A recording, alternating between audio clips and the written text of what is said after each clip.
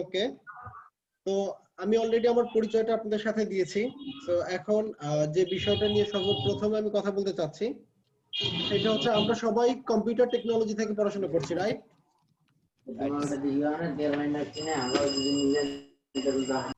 আমরা সবাই computer technology থেকে পড়াশোনা করছি, আমরা সবাই ইঞ্জিনিয়ার। জি so diploma engineer computer technology. Computer technology থেকে ডিপ্লোমা ইঞ্জিনিয়ার। এখন কথা হচ্ছে আমরা কিছু প্রেক্ষাপট নিয়ে আলোচনা করব।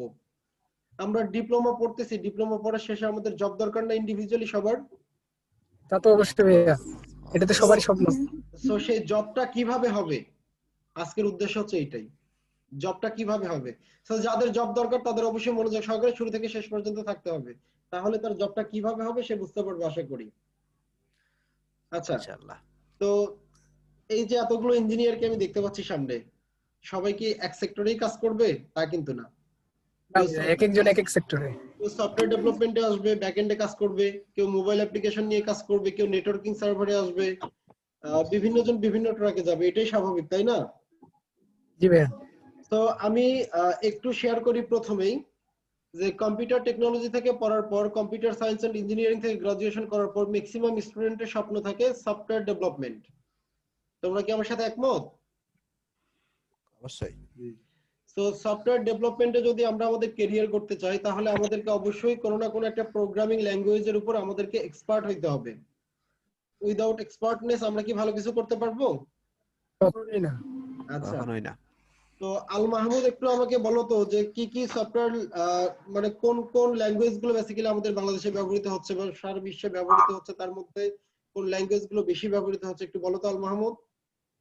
ও আমি যতটুকু জানি আসলে সাম্প্রতিক সময় পাইথনটা সবচেয়ে বেশি কেয়ারফুলি দেখা হচ্ছে। ওকে, পাইথন, নেক্সট আর সি, তারপর জাভা, জাভা, এই এই কয়েকটা C plus plus, C plus C plus, JavaScript. JavaScript. আচ্ছা, আমরা অনেকগুলো ল্যাঙ্গুয়েজের নাম শুনলাম। তো আমি একটু সিকোয়েন্স মেইনটেইন করে সবগুলো একটু বলি। সেটা হচ্ছে আমাদের প্রথমে যদি আমি ধরি যে মাদার ল্যাঙ্গুয়েজ কোনটা, programming C, C plus plus কে বেসিক্যালি বলা হয় মাদার ল্যাঙ্গুয়েজ। সি প্রোগ্রামিংটা হচ্ছে তোমার এটা হচ্ছে তোমার মাদার ল্যাঙ্গুয়েজ, এখানে এটাকে বেসিক্যালি স্ট্রাকচার প্রোগ্রামও বলা হয়। সো স্ট্রাকচার প্রোগ্রামিং তারপর অবজেক্ট ওরিয়েন্টেড প্রোগ্রামিং, এই দুইটা জিনিস যখন আমরা শিখবো সি এবং C plus plus, C C plus plus শেখার পরে কোথায় কাজ পাবো? একটা প্রশ্ন না সবার, আমি সি সি প্লাস প্লাস শিখলাম, কাজটা কোথায় পাবো? আমরা কি জানি কাজটা কোথায় পাবো সিজন? জি না ভাইয়া, আচ্ছা, শিওর নাই, তবে তো এখন কথা হচ্ছে C C plus plus real লাইফে আসলে ব্যবহার করা হয় না। তোমরা কি কথাটা জানো আগে থেকে? C C plus plus real লাইফে ব্যবহার করা হয় না? না, জানতাম না। আচ্ছা, এমন তোমাদের কোনো কথা তো শুনিনি। আচ্ছা, সো এটা একটু তাহলে এটা আসলে ব্যবহারটা কোথায়? আচ্ছা আচ্ছা, এইটার ব্যবহারটা আমি বলতেছি। একটাই কথা, তার দুইটা মানে বলবো। Programming language C C plus plus দিয়ে সারা বিশ্বের কোনো কাজই হয় না। দ্বিতীয়ত, সি সি প্লাস প্লাস এর কনসেপ্ট ছাড়া দুনিয়ার কোনো কাজ হয় না। তাহলে কথাটার অর্থ কি দাঁড়ালো? তাহলে তো সি আসলে সি প্লাস প্লাস দ্বিপাক্ষিক। সরাসরি ব্যবহৃত না হয়ে মাধ্যম হয়ে ব্যবহার করা হচ্ছে, এর কনসেপ্ট গুলো ব্যবহার করতেছে সবাই। তোমাদের মধ্যে কেউ হাত ঘড়ি পড়ছো? অবশ্যই একটু আমি দেখি পড়ছি হাত ঘড়িটা একটু দেখি ভাইয়া, এখন যে এনভায়রনমেন্টে আছি আচ্ছা অন্ধকারে। আচ্ছা, ঠিক আছে। আমার হাত ফাঁকা, আমার হাত ঘড়ি নাই, আমাকে হাত ঘড়ি কিনে দেওয়ার কেউ নাই, তাই হাত ঘড়ি আমি পরিনি। তো এখন ঘটনা হচ্ছে এই যে হাত ঘড়ি, এটা কি আপনা আপনি চলে? না, আমি কিন্তু বাস্তব কিছু উদাহরণ দিব, সো খারাপ লাগলে আমাকে বলতে হবে। এই হাত ঘড়িটা কি আপনা আপনি চলতেছে? না না এর ভিতরে একটা প্রোগ্রাম সেট করে দেওয়া আছে। না না না। জি অবশ্যই। আচ্ছা, তো এখন কথা হচ্ছে এই যে প্রোগ্রামটা, এখন এইটা যদি আমি সি অথবা সি প্লাস প্লাস দিয়ে ব্যবহার করি, আমাকে হয়তো বা 700 800 900 1000 1200 লাইন কোডিং করা লাগবে, খুবই স্বাভাবিক। সেম কাজটাই যদি আমি C sharp, Python, Java, PHP এগুলো দিয়ে করি, 200 250 300 লাইন কোডিং করতে হবে। তাহলে তোমরা কোনটা করবা? সি সি প্লাস প্লাস করবা নাকি বাকিগুলো করবা? অবশ্যই বাকি অবজেক্ট ওরিয়েন্টেড। অবজেক্ট ওরিয়েন্টেড তো সি প্লাস প্লাস, ওটা তো অবজেক্ট ওরিয়েন্টেড। তো আচ্ছা, এখন মেইন কথা, আমি একটু অনেক ভিতরে চলে গেছি, এত ভিতরে না যাই। সি সি প্লাস প্লাসটা সরাসরি আমরা ব্যবহার করতেছি না, কিন্তু সি সি প্লাস প্লাস এর কনসেপ্ট গুলো ব্যবহার করে আমরা আমাদের সমস্ত কাজগুলো করতেছি। আমরা ক্যালকুলেটর তৈরি করতেছি, আমরা হাতঘড়ি তৈরি করতেছি, সবকিছুই করতেছি আমরা, কেমন? তো এখন কথা হলো, আমরা সবাই তো মাইক্রো প্রসেসর সম্পর্কে জানি না? এটা ধারণা। মাইক্রো প্রসেসর, আচ্ছা, এখানে সবকিছু বেসিক্যালি সেট করে দেওয়া থাকে, ওখান থেকে সবকিছু হচ্ছে। ওকে, তো এখন কথা হচ্ছে সি সি প্লাস প্লাস তাহলে আমরা কেন শিখবো? আমরা আমরা কম্পিউটার সায়েন্সের স্টুডেন্ট যারা, আমরা সবাই জানি যে হ্যাশ ইনক্লুড studio.h, এটার মানে কি? এটা হচ্ছে একটা হেডার ফাইল, সি ল্যাঙ্গুয়েজে ব্যবহার করা হয়। আর হচ্ছে এই হেডার ফাইলটা কি শুধু সিতেই ব্যবহার করা হয়, অন্য কোনো ল্যাঙ্গুয়েজে ব্যবহার করা হয় না? ডেফিনেটলি ব্যবহার করা হয়। তো এখন কথা হচ্ছে আমরা সি সি প্লাস প্লাসটা তাহলে কেন শিখবো? কারণ এই কনসেপ্টের উপর ভিত্তি করে আমরা আমাদের ফিউচার ক্যারিয়ার করব, তাই না?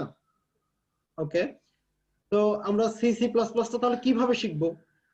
তোমাদের মধ্যে কোনো না কোনো একজন ফ্রেন্ড তোমাদের সি সি প্লাস প্লাস জানে, খুবই স্বাভাবিক, সে তার ফ্রেন্ড বা স্যারের কাছ থেকে শিখছে, একজন আরেকজনকে হেল্প করবে, এইভাবেই তো সবাই জানতে পারবে, তাই না? অবশ্যই। এখন আমি সি সি প্লাস প্লাস এর টপিকটা একটু যদি বাদ দেই, আমি বাস্তব জীবনে যদি একটু ফিরে আসি। সজীব আমার কথা শুনতে পাচ্ছ আশা করি, তারপর হচ্ছে স্বপন কুমার আমার কথা শুনতে পাচ্ছ আশা করি তোমরা সবাই। সো আমি তাহলে একটু সি শার্প নিয়ে একটু কথা বলি। সি শার্প প্রোগ্রামিং ল্যাঙ্গুয়েজটা কারা ব্যবহার করতেছে, কেন ব্যবহার করতেছে, আমি তুমি আমরা যদি সেখানে জব করতে যাই আমাদের কি কি রিকোয়ারমেন্ট সেখানে থাকবে, আমাদেরকে তারা কেন জব দেবে, আর আমরা জবটা কিভাবে পাবো, এই প্রশ্নগুলোর উত্তর কি তোমাদের সবার জানা? জি না, ক্লিয়ার না। আচ্ছা, আল মাহমুদ সে বলছে ক্লিয়ার না। আচ্ছা, আমি একটু রিকোয়েস্ট করবো তোমাদেরকে, তোমরা যারা জয়েন করে আসো সবাই শেষ পর্যন্ত থাকো, অবশ্যই অনেক কিছু জানতে পারবা। আমি দেখতে পাচ্ছি দু একজন প্রবলেমের কারণে হয়তো বের হচ্ছে, তোমাদেরকে সবাইকে আমি শেষ পর্যন্ত দেখতে চাই, তাহলে তোমরা অনেক কিছুই জানতে পারবা। তো আমি একটু সি শার্প নিয়ে কথা বলি। সি শার্পটা আসলে কারা ব্যবহার করছে? আমাদের বাংলাদেশের যে লিডিং কর্পোরেট অফিস গুলো আছে তারা বেসিক্যালি তাদের web base business application develop করে C sharp language ASP.NET framework দিয়ে। তো আমরা কি জানি সবাই যে ASP.NET ফ্রেমওয়ার্কটা আসলে কার প্রোডাক্ট? ASP.NET এটা কার প্রোডাক্ট আমরা কি জানি? এটা হচ্ছে একটা মাইক্রোসফটের একটা product ASP.NET। So .NET product, .NETটা হচ্ছে ASP মাইক্রোসফটের একটা প্রোডাক্ট, এটা তারা কেন ব্যবহার করতেছে একটু শেয়ার করি। আচ্ছা, তোমাদের মধ্যে মাসুদ, ও একটা গ্রুপ অফ ইন্ডাস্ট্রিতে বিগ লেভেলে জব করে, সিনিয়র পজিশন আছে, ম্যানেজার লেভেলে। মাসুদ শুনতে পাচ্ছ আমার কথা আশা করি? সো মাসুদ একটা সিনিয়র লেভেলে জব করে, এখন মাসুদের উপর দায়িত্ব পুরো ইনফ্রাস্ট্রাকচারটাকে মেইনটেইন করা। এখন কথা হচ্ছে ওর ইনফ্রাস্ট্রাকচার যদি 3 ঘন্টা স্টপ হয়ে থাকে, কেউ যদি কোনো কাজ করতে না পারে, তাহলে ওর কত কোটি টাকা লস হইতে পারে? কোনো আইডিয়া আছে তোমার আমার? আমাদের কোনো আইডিয়া নাই। তাহলে ওর যে সমস্যাটা খুব দ্রুত সলিউশন করতে হবে। আমরা যদি দ্রুত সলিউশন না করি, ও যদি দ্রুত সলিউশন না করতে পারে, সেক্ষেত্রে ওর বিজনেসের লস হবে।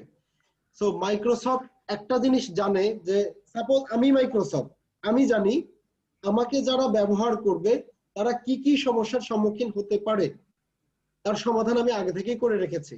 তাহলে তোমরা যদি আমাকে ব্যবহার করো, প্রবলেম ফেস করো, আমার সমাধানগুলো দেখে কপি কাট পেস্ট করে সমস্যার সমাধান করতে পারবো না?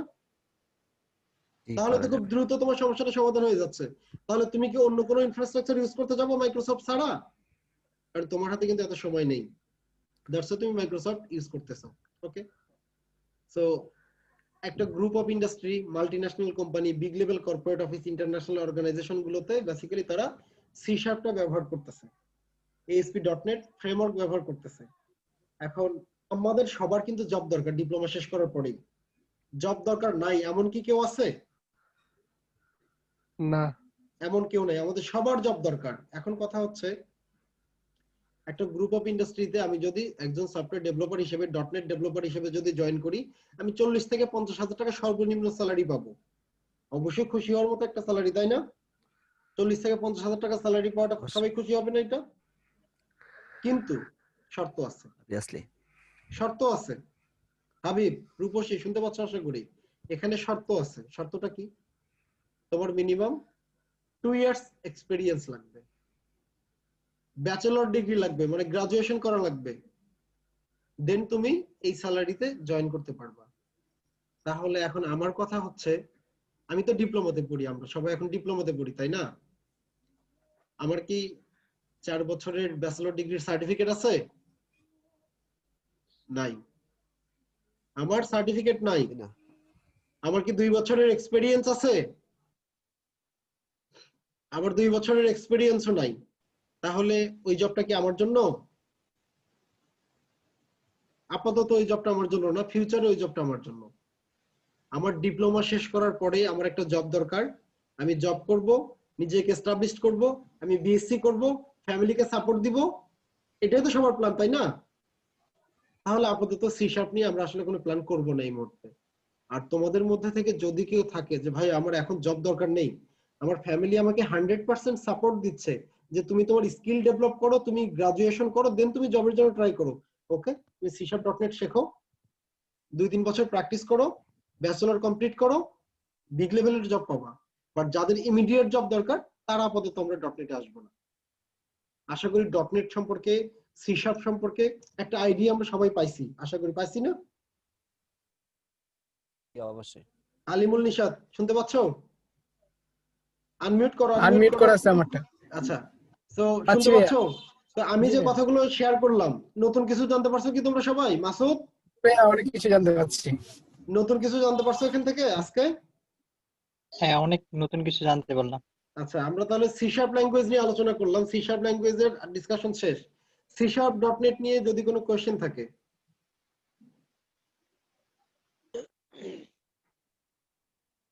সি শার্প .net নিয়ে কোনো কোশ্চেন নাই? আচ্ছা ঠিক আছে, তোমরা লজ্জা পাচ্ছ। আচ্ছা আমি একটা সম্পর্কে জানান একটু শুনি। জানালাম তো এতক্ষণ ভাই, তুমি তো কিছু বললে না। .net হ্যাঁ, .net তো হচ্ছে সি শার্প ল্যাঙ্গুয়েজের একটা ফ্রেমওয়ার্ক, এটা হচ্ছে মাইক্রোসফটের একটা প্রোডাক্ট। .net এর তোমার ASP.NET, MVC 4, 5, 6, এখন কোড, তারপর সামনে ব্লেজার আসতেছে, আর অনেক কিছু ভার্সন একের পর এক আসতেই আছে। তো এগুলোর ডিমান্ড সব থেকে বেশি, বাংলাদেশের সর্বোচ্চ স্যালারিটা হচ্ছে .net এ, এর থেকে সর্বোচ্চ স্যালারি বাংলাদেশে নেই। তো এটা হচ্ছে .net এর পারপাস। তো আচ্ছা ভাইয়া, আমার, হ্যাঁ বলো নিশাদ বলো। .net এর মাধ্যমে মানে কি কি ধরনের অ্যাপ্লিকেশন ডেভেলপ করা যায়? সব ধরনের? বিজনেস অ্যাপ্লিকেশন ডেভেলপ করতে পারবা, তারপর অ্যাপস তৈরি করতে পারবা, গেমিং এর Android apps, করতে পারবা। হ্যাঁ, ডেস্কটপ ডেস্কটপ অ্যাপ্লিকেশন তৈরি করা যাবে না? তুমি এটা হচ্ছে বিজনেস অ্যাপ্লিকেশন ডেভেলপ করতে পারবে এটা থেকে, আর ডেস্কটপ বেস তৈরি করা অ্যাপ্লিকেশন যাবে? এটা থেকে করতে পারবে না। আর তুমি হচ্ছে এখানে অ্যাপ্লিকেশন তৈরি করতে পারবে, সেটা তোমার গেমিং গুলো করতে পারবে তুমি এখান থেকে। এইটার হিউজ ডিমান্ড, হিউজ চাহিদা। তো আমাদের যাদের ডিপ্লোমা শেষ করার পরেই নিজেকে এস্টাবলিশ করতে হবে, জব দরকার, আমরা আপাতত .netটা করব না। আর যাদের ডিপ্লোমার পরে জব দরকার নেই, গ্রাজুয়েশনের পরে জব দরকার, এখন 100% ফ্যামিলি সাপোর্ট, আমরা .netে যাব। বাংলাদেশের সর্বোচ্চ স্যালারি .netে। তো আশা করি এখন পর্যন্ত। আচ্ছা ভাই, একটা কোশ্চেন ছিল। হ্যাঁ শিওর। মানে .net কতদিন শেখার পরে মনে করেন যে আমি নিজেকে স্কিলফুল মনে করবো, স্কিল মনে করবো?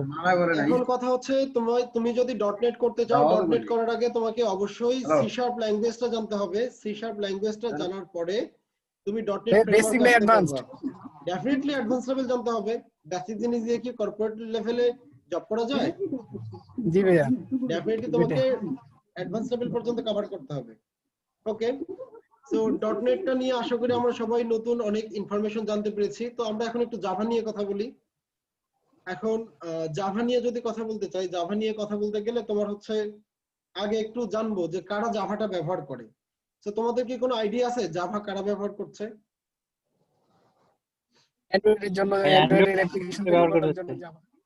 আচ্ছা, তোমরা দেখি অনেক ইনফরমেশন জানো অ্যান্ড্রয়েড অ্যাপ্লিকেশনের জন্য জাভা। আচ্ছা, একজন মুসলমানের জন্য নামাজ পড়াটা ফরজ না? তো তুমি অ্যান্ড্রয়েড অ্যাপ্লিকেশন ভাইয়া। ডেভেলপ, আর অ্যান্ড্রয়েড অ্যাপ্লিকেশন ডেভেলপ করতে গেলে তোমার হচ্ছে জাভা জানাটাও ফরজ। আমার সাথে কি তোমরা একমত? তা তো অবশ্যই। জাভা জি ভাইয়া। সম্ভব না। সরি, রিয়েক্ট নেটিভের মাধ্যমে করা যায় ভাইয়া। রিঅ্যাক্ট এটা তো তোমার হচ্ছে একটা ফ্রেমওয়ার্ক, এটা হ্যাঁ, হচ্ছে React Native। জাভাস্ক্রিপ্টের। হ্যাঁ, রিঅ্যাক্ট হচ্ছে জাভাস্ক্রিপ্টের একটা ফ্রেমওয়ার্ক। তো জাভাস্ক্রিপ্টের। হ্যাঁ, তো এখন কথা হচ্ছে আমি জাভা নিয়ে কথা বলছি, জাভাস্ক্রিপ্টে একটু পরে আসি, জাভা শেষ করি। তো আমরা এখন একটু শেয়ার করি যে জাভাটা তাহলে কোথায় ব্যবহার করা হচ্ছে। আচ্ছা, আমাদের বাংলাদেশে অনেক সফটওয়্যার ফার্ম আছে, তারা কি করে? শুধু সফটওয়্যার ডেভেলপ করে। এখন কথা হচ্ছে তোমাদের সাজ্জাদ আছে না, সাজ্জাদ তোমাদের ফ্রেন্ড, সাজ্জাদের মনে করে একটা সফটওয়্যার ফার্ম আছে, সেখানে তোমার হচ্ছে বাশার, ফিরোজ আহমেদ, এই দুইজন হচ্ছে জাভা ডেভেলপার, জাভা নিয়ে কাজ করে। সেখানে আরো একাধিক আছে, আল মাহমুদ আছে, দেলোয়ার হোসেন আছে, ওরা হচ্ছে পিএইচপি ডেভেলপার। তারপর হাবিব, সুজন, এরা হচ্ছে সি শার্প ডেভেলপার। এখন কথা হচ্ছে আমি একজন বায়ার, আমার হচ্ছে আয় মাসে 1 লক্ষ টাকা। আমি তো ভাই পিএইচপি তে যাব, কারণ আমার আয় হচ্ছে 1 লক্ষ টাকা, আমাকে তো মাস গেলে 40-50 টাকা সেভ করতে হবে, তাই না? তখন আমি সাজ্জাদের কাছে যাব, আমি আমার রিকোয়ারমেন্ট শেয়ার করব, সেটার উপর ভিত্তি করে আমি ওর কাছ থেকে আমার সফটওয়্যারটা ডেভেলপ করে নিব। তারপর মাসুদের মনে করো মান্থলি আয় 1 কোটি টাকা, ও চলে গেল সাজ্জাদের কাছে যে আমার ডটনেট আমি ব্যাকএন্ড ডেভেলপমেন্ট করতে চাই ডটনেট দিয়ে। তখন ওর ব্যাকএন্ড ডেভেলপাররা ডটনেট দিয়ে কাজ করে দিল, বাজেট আরো হাই, আরো অনেক কিছু। তো জাভাটা মেইনলি ব্যবহার করা হচ্ছে সফটওয়্যার ডেভেলপমেন্টের ক্ষেত্রে, ব্যাকএন্ডে কাজ করার জন্য আমরা জাভাটা ব্যবহার করি। আমাদের সফটওয়্যার ডেভেলপমেন্ট যে সফটওয়্যার সলিউশন যে কোম্পানিগুলো আছে, তারা বেসিক্যালি জাভাটা ব্যবহার করে ক্লায়েন্টের রিকোয়ারমেন্টের উপর ভিত্তি করে। জাভার ব্যবহার যে শুধু বাংলাদেশেই তা না, সারা বিশ্বের টপ 3 প্রোগ্রামিং ল্যাঙ্গুয়েজের একটা হচ্ছে জাভা।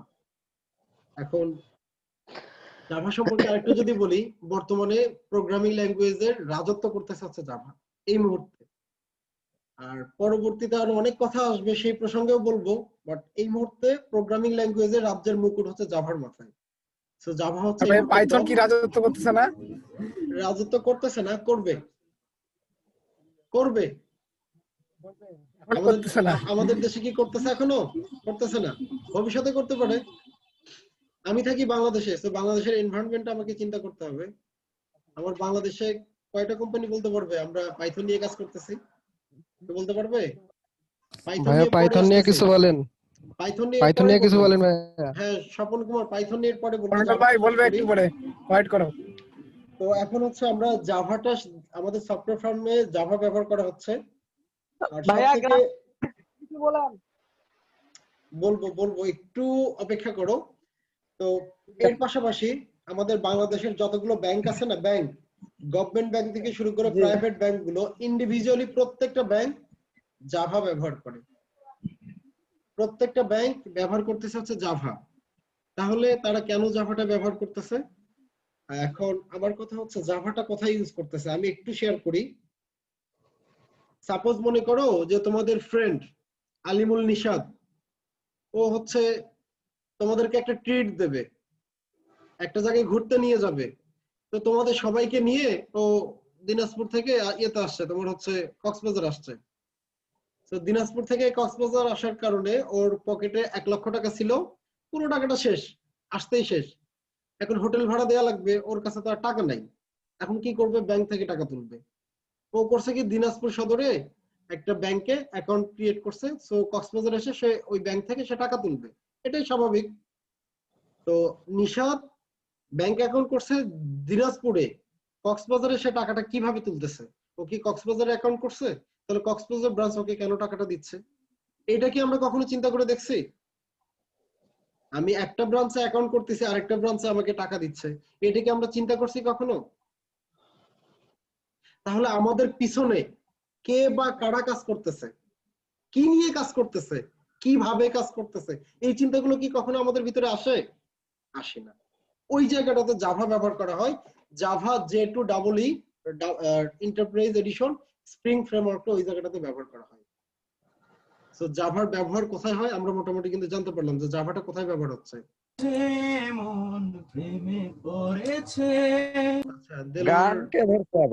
আচ্ছা, পজিটিভলি আসি সবাই। সো জাভার ব্যবহারটা কোথায় হচ্ছে আমরা কিন্তু জানতে পারলাম, তাই না? তো পাইথন নিয়ে একটু বলি। কয়েকজন আমাকে বললো যে ভাই পাইথন নিয়ে বলেন। তোমাদের মধ্যে যারা নেটওয়ার্কিং নিয়ে ইন্টারেস্টেড, তোমাদের মধ্যে যারা ওয়েব ডিজাইন জাভা নিয়ে একটা প্রশ্ন ছিল। আচ্ছা তাপস, 1 মিনিট। তোমাদের মধ্যে যারা ওয়েব ডিজাইন ডেভেলপমেন্ট নিয়ে ইন্টারেস্টেড, তোমাদের মধ্যে থেকে যারা তোমরা হচ্ছে গ্রাফিক্স ডিজাইন নিয়ে ইন্টারেস্টেড, সবকিছু নিয়েই কথা বলবো, একটু সময় দিতে হবে। হ্যাঁ আমাকে বলো তাপস, জাভা নিয়ে তোমার প্রশ্নটা বলো।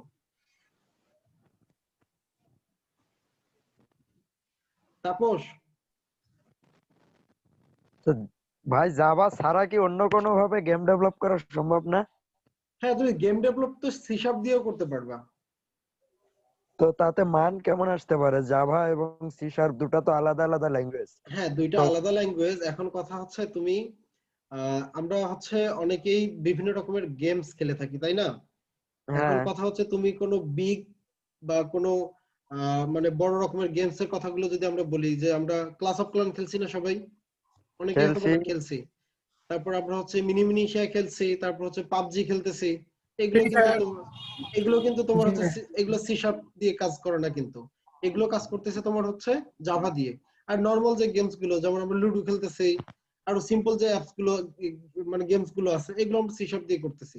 সি শার্প দিয়েও বিগ লেভেলের এগুলো করা যায়, কিন্তু সেটা মানে কস্টিংটা অনেক বেশি হয়ে যাবে, আয়ের থেকে ব্যয় বেশি হবে। দ্যাটস ওয়াই আমরা জাভাটা ব্যবহার করব। বিষয়টা কি বুঝতে পারছো? সি শার্পে ব্যয় বেশি, আয়ের থেকে ব্যয় বেশি হয়ে যাবে। ডেভেলপ তুমি করতে পারবা, কিন্তু আয়ের থেকে ব্যয় বেশি হলে তো সেই দিকে যাওয়া যাবে না, তাই না? এই জন্য হ্যাঁ জাভা দিয়ে অ্যান্ড্রয়েড অ্যাপ্লিকেশন ডেভেলপ করতে হবে। গেম তুমি দুইটা দিয়েই করতে পারো, বাট সেটা ডিপেন্ড করে, এটাই আর কি। তাপস হ্যান্ড রাইজ করেছো, কিছু বলবা? তাপস? হ্যালো ভাইয়া, হ্যাঁ, মাহমুদুল হাসান বলো। ভাই মেইন টপিক আসলে ভালো হয়। আচ্ছা, তো এরপরে আমরা এখন পাইথন নিয়ে যদি কথা বলি, আমরা হয়তো অনেকের কাছ থেকে শুনতে পারি যে পাইথন এক সময় রাজত্ব করবে, কথাটা কিন্তু শুনি। এই তো নিশাত একটু আগে বলছে যে ভাই পাইথন এইটা, পাইথন সেইটা। আমরা যদি আর্টিফিশিয়াল ইন্টেলিজেন্সের কথা চিন্তা করি, রোবোটিক্স এর কথা যদি চিন্তা করি, আমরা যদি ডেটা সায়েন্স, ডাটা সায়েন্সের কথা চিন্তা করি, মেশিন এমএল। লার্নিং এর কথা চিন্তা করি, সো সেক্ষেত্রে তোমার মনে করো হচ্ছে পাইথন অপরিহার্য। পাইথন কিন্তু অপরিহার্য। এখন আমার একটা কাজ আমাকে যদি C C plus plus Java এগুলো দিয়ে যদি করতে হয়, হয়তো আমার 250-300 লাইন যদি লাগে, পাইথনে সেটা হয়তো 50 থেকে 60 লাইন লাগবে কোডিং করা। আর পাইথনটা খুবই ইজি, পাইথনটা খুবই সহজ।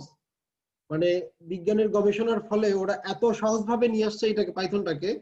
কিন্তু আমার কথা হচ্ছে আমি ডিপ্লোমাতে পড়ি, আমি পড়ি ডিপ্লোমাতে, আমার ডিপ্লোমা শেষ করার পরে জব দরকার। এখন আমার বাংলাদেশেই তো পাইথন ঠিকঠাক ভাবে চলে না, চলে না বললে ভুল হবে, আমরা ইউজ করতে পারি না, পপুলার না। আমরা ইউজ করতে পারি না। সারা বিশ্বে উন্নত কান্ট্রি, তোমরা যদি ইউরোপ বা আমেরিকার দিকে যদি তোমরা চিন্তা করো, সেখানে কিন্তু তারা কি করতেছে, ইউরোপ আর আমেরিকাতে যেটা করতেছে সেটা হচ্ছে তারা পাইথনটা ইউজ করতেছে।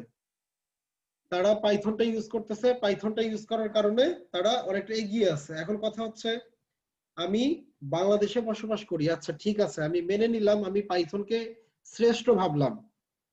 ডিপ্লোমা লাইফে আমি 6ষ্ঠ সেমিস্টারে পড়তেছি, আমি এখন পাইথন শিখলাম, ডিপ্লোমা পাইথন শিখলাম, বিএসসি করলাম তখনও পাইথন শিখলাম, 4-5 বছর ধরে পাইথনের উপরে আমি আমার স্কিল ডেভেলপ করলাম। গ্রাজুয়েশন কমপ্লিট করার পরে আমি জবে জয়েন করলাম, আমি একজন পাইথনের উপর এক্সপার্ট, ডেফিনেটলি 6 বছরের অভিজ্ঞতা আমার পাইথনের উপর, কাজ করতেছি।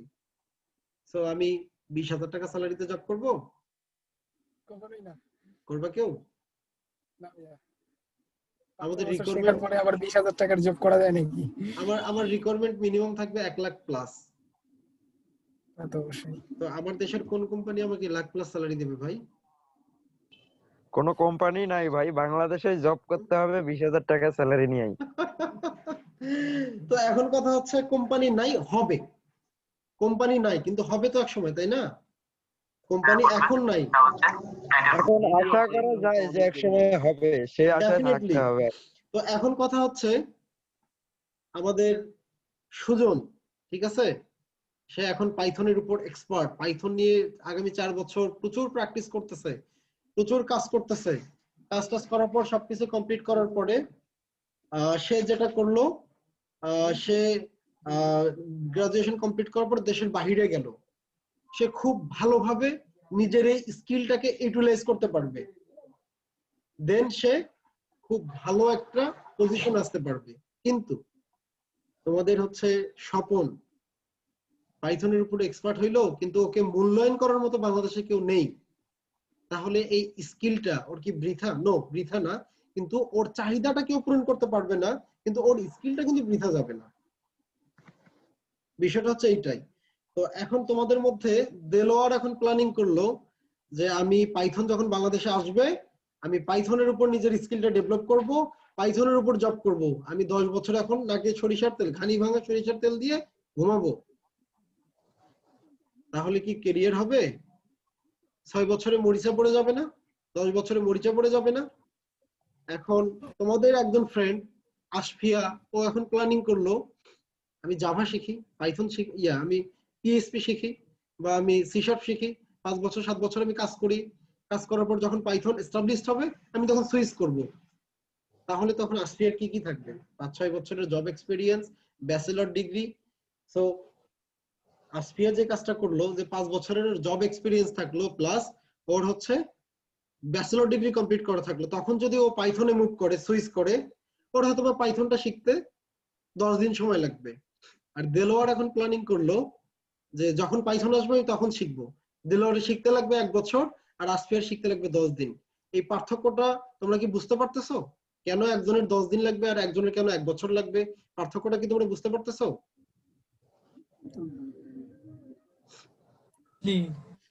একটা প্রোগ্রামিং ল্যাঙ্গুয়েজ শেখা থাকলে আরেকটা সহজে শেখা যায়। এখন আমি একটা উদাহরণ দিই। এখন আসাদুজ্জামানকে বলা হলো, আসাদুজ্জামান তুমি তোমার জীবনের লক্ষ্য সম্পর্কে একটা প্যারাগ্রাফ লেখো। আসাদুজ্জামানকে বলা হলো তুমি তোমার জীবনের লক্ষ্য সম্পর্কে একটা প্যারাগ্রাফ লেখো। তো আসাদুজ্জামান জানে যে ওর জীবনের লক্ষ্য কি, ও কি করবে। তো আসাদুজ্জামান যেটা করলো, সে তার জীবনের লক্ষ্যটা লিখলো, তো বাংলা দিয়েই লিখলো আমার জীবনের লক্ষ্য। তো জীবনের লক্ষ্যটা লেখার পরে ও এটা সাবমিট করলো। এখন যদি আসাদুজ্জামানকে বলা হয় যে তুমি কি ইংলিশ ল্যাঙ্গুয়েজটা জানো, আসাদুজ্জামান বললো হ্যাঁ আমি ইংলিশ ল্যাঙ্গুয়েজটাও জানি, হ্যাঁ তাহলে তুমি ইংলিশে লেখো। তো ওর জীবনের লক্ষ্য কিন্তু এই একটাই। এখন পরিবর্তনটা কোন জায়গায়? ভাষার, একটা হচ্ছে বাংলা আর একটা হচ্ছে ইংরেজি, কনসেপ্ট কিন্তু একই। তোমরা কি আমার সাথে একমত? আমার জীবনের লক্ষ্য কি আমি কিন্তু জানি, যে ল্যাঙ্গুয়েজে লিখতে বলা হবে আমি সেটাতে লিখবো। আমি বাংলা দিয়ে লিখলাম, আমাকে ইংলিশে লিখতে বলা হলো, আমি ইংলিশটা শিখে নিলাম, ইংলিশ শিখতে তো বেশি সময় লাগবে না।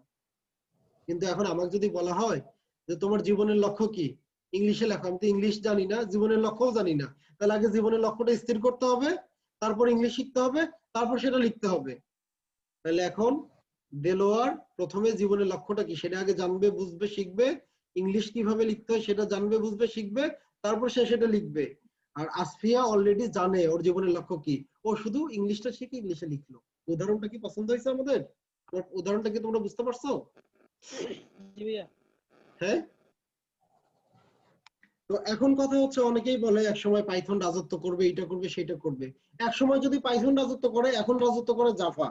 তো এখন যদি আমরা চিন্তা করি যে জাভা 5 বছর পরে পাইথন রাজত্ব করবে, এই 5 বছর জাভা কি বসে থাকবে? জাভা সামনে আগাবে না?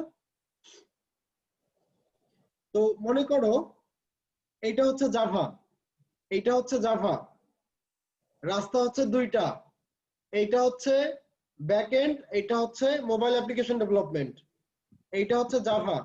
জাভা শেখার পর তোমার রাস্তা থাকবে দুইটা, একটা হচ্ছে তোমার মোবাইল অ্যাপ্লিকেশন ডেভেলপমেন্ট আর একটা হচ্ছে ব্যাকএন্ড। এখন কথা হচ্ছে, আমি যদি ব্যাকএন্ডে আসি, ডাবলই শিখতে হবে, এন্টারপ্রাইজ এডিশন শিখতে হবে, স্প্রিং ফ্রেমওয়ার্ক শিখতে হবে। আমার জবটা কোথায়? সফটওয়্যার কোম্পানিতে। আমার জবটা কোথায়? ব্যাংকে। আমি যদি ব্যাংকের কোনো সার্কুলার অ্যাপ্লাই করি, ব্যাচেলর স্যারে কি আমি ডিপ্লোমা কোর্সে অ্যাপ্লাই করতে পারবো সফটওয়্যার ইঞ্জিনিয়ার হিসেবে? পারবো? পারবো না। তাহলে এখানে যে আমি ডিপ্লোমার পরে জব পাচ্ছি না। বাট আমি জাভাটা শেখার পরে যদি আমি মোবাইল অ্যাপ্লিকেশন ডেভেলপমেন্টে আসি, ডার্ট এন্ড ফ্লাটার নতুন একটা ভার্সন, আমরা যদি এইটা শিখি, অ্যান্ড্রয়েড স্টুডিও নিয়ে যদি কাজ করি, এখান থেকে আমরা ভালো কিছু করতে পারবো। কি করতে পারবো?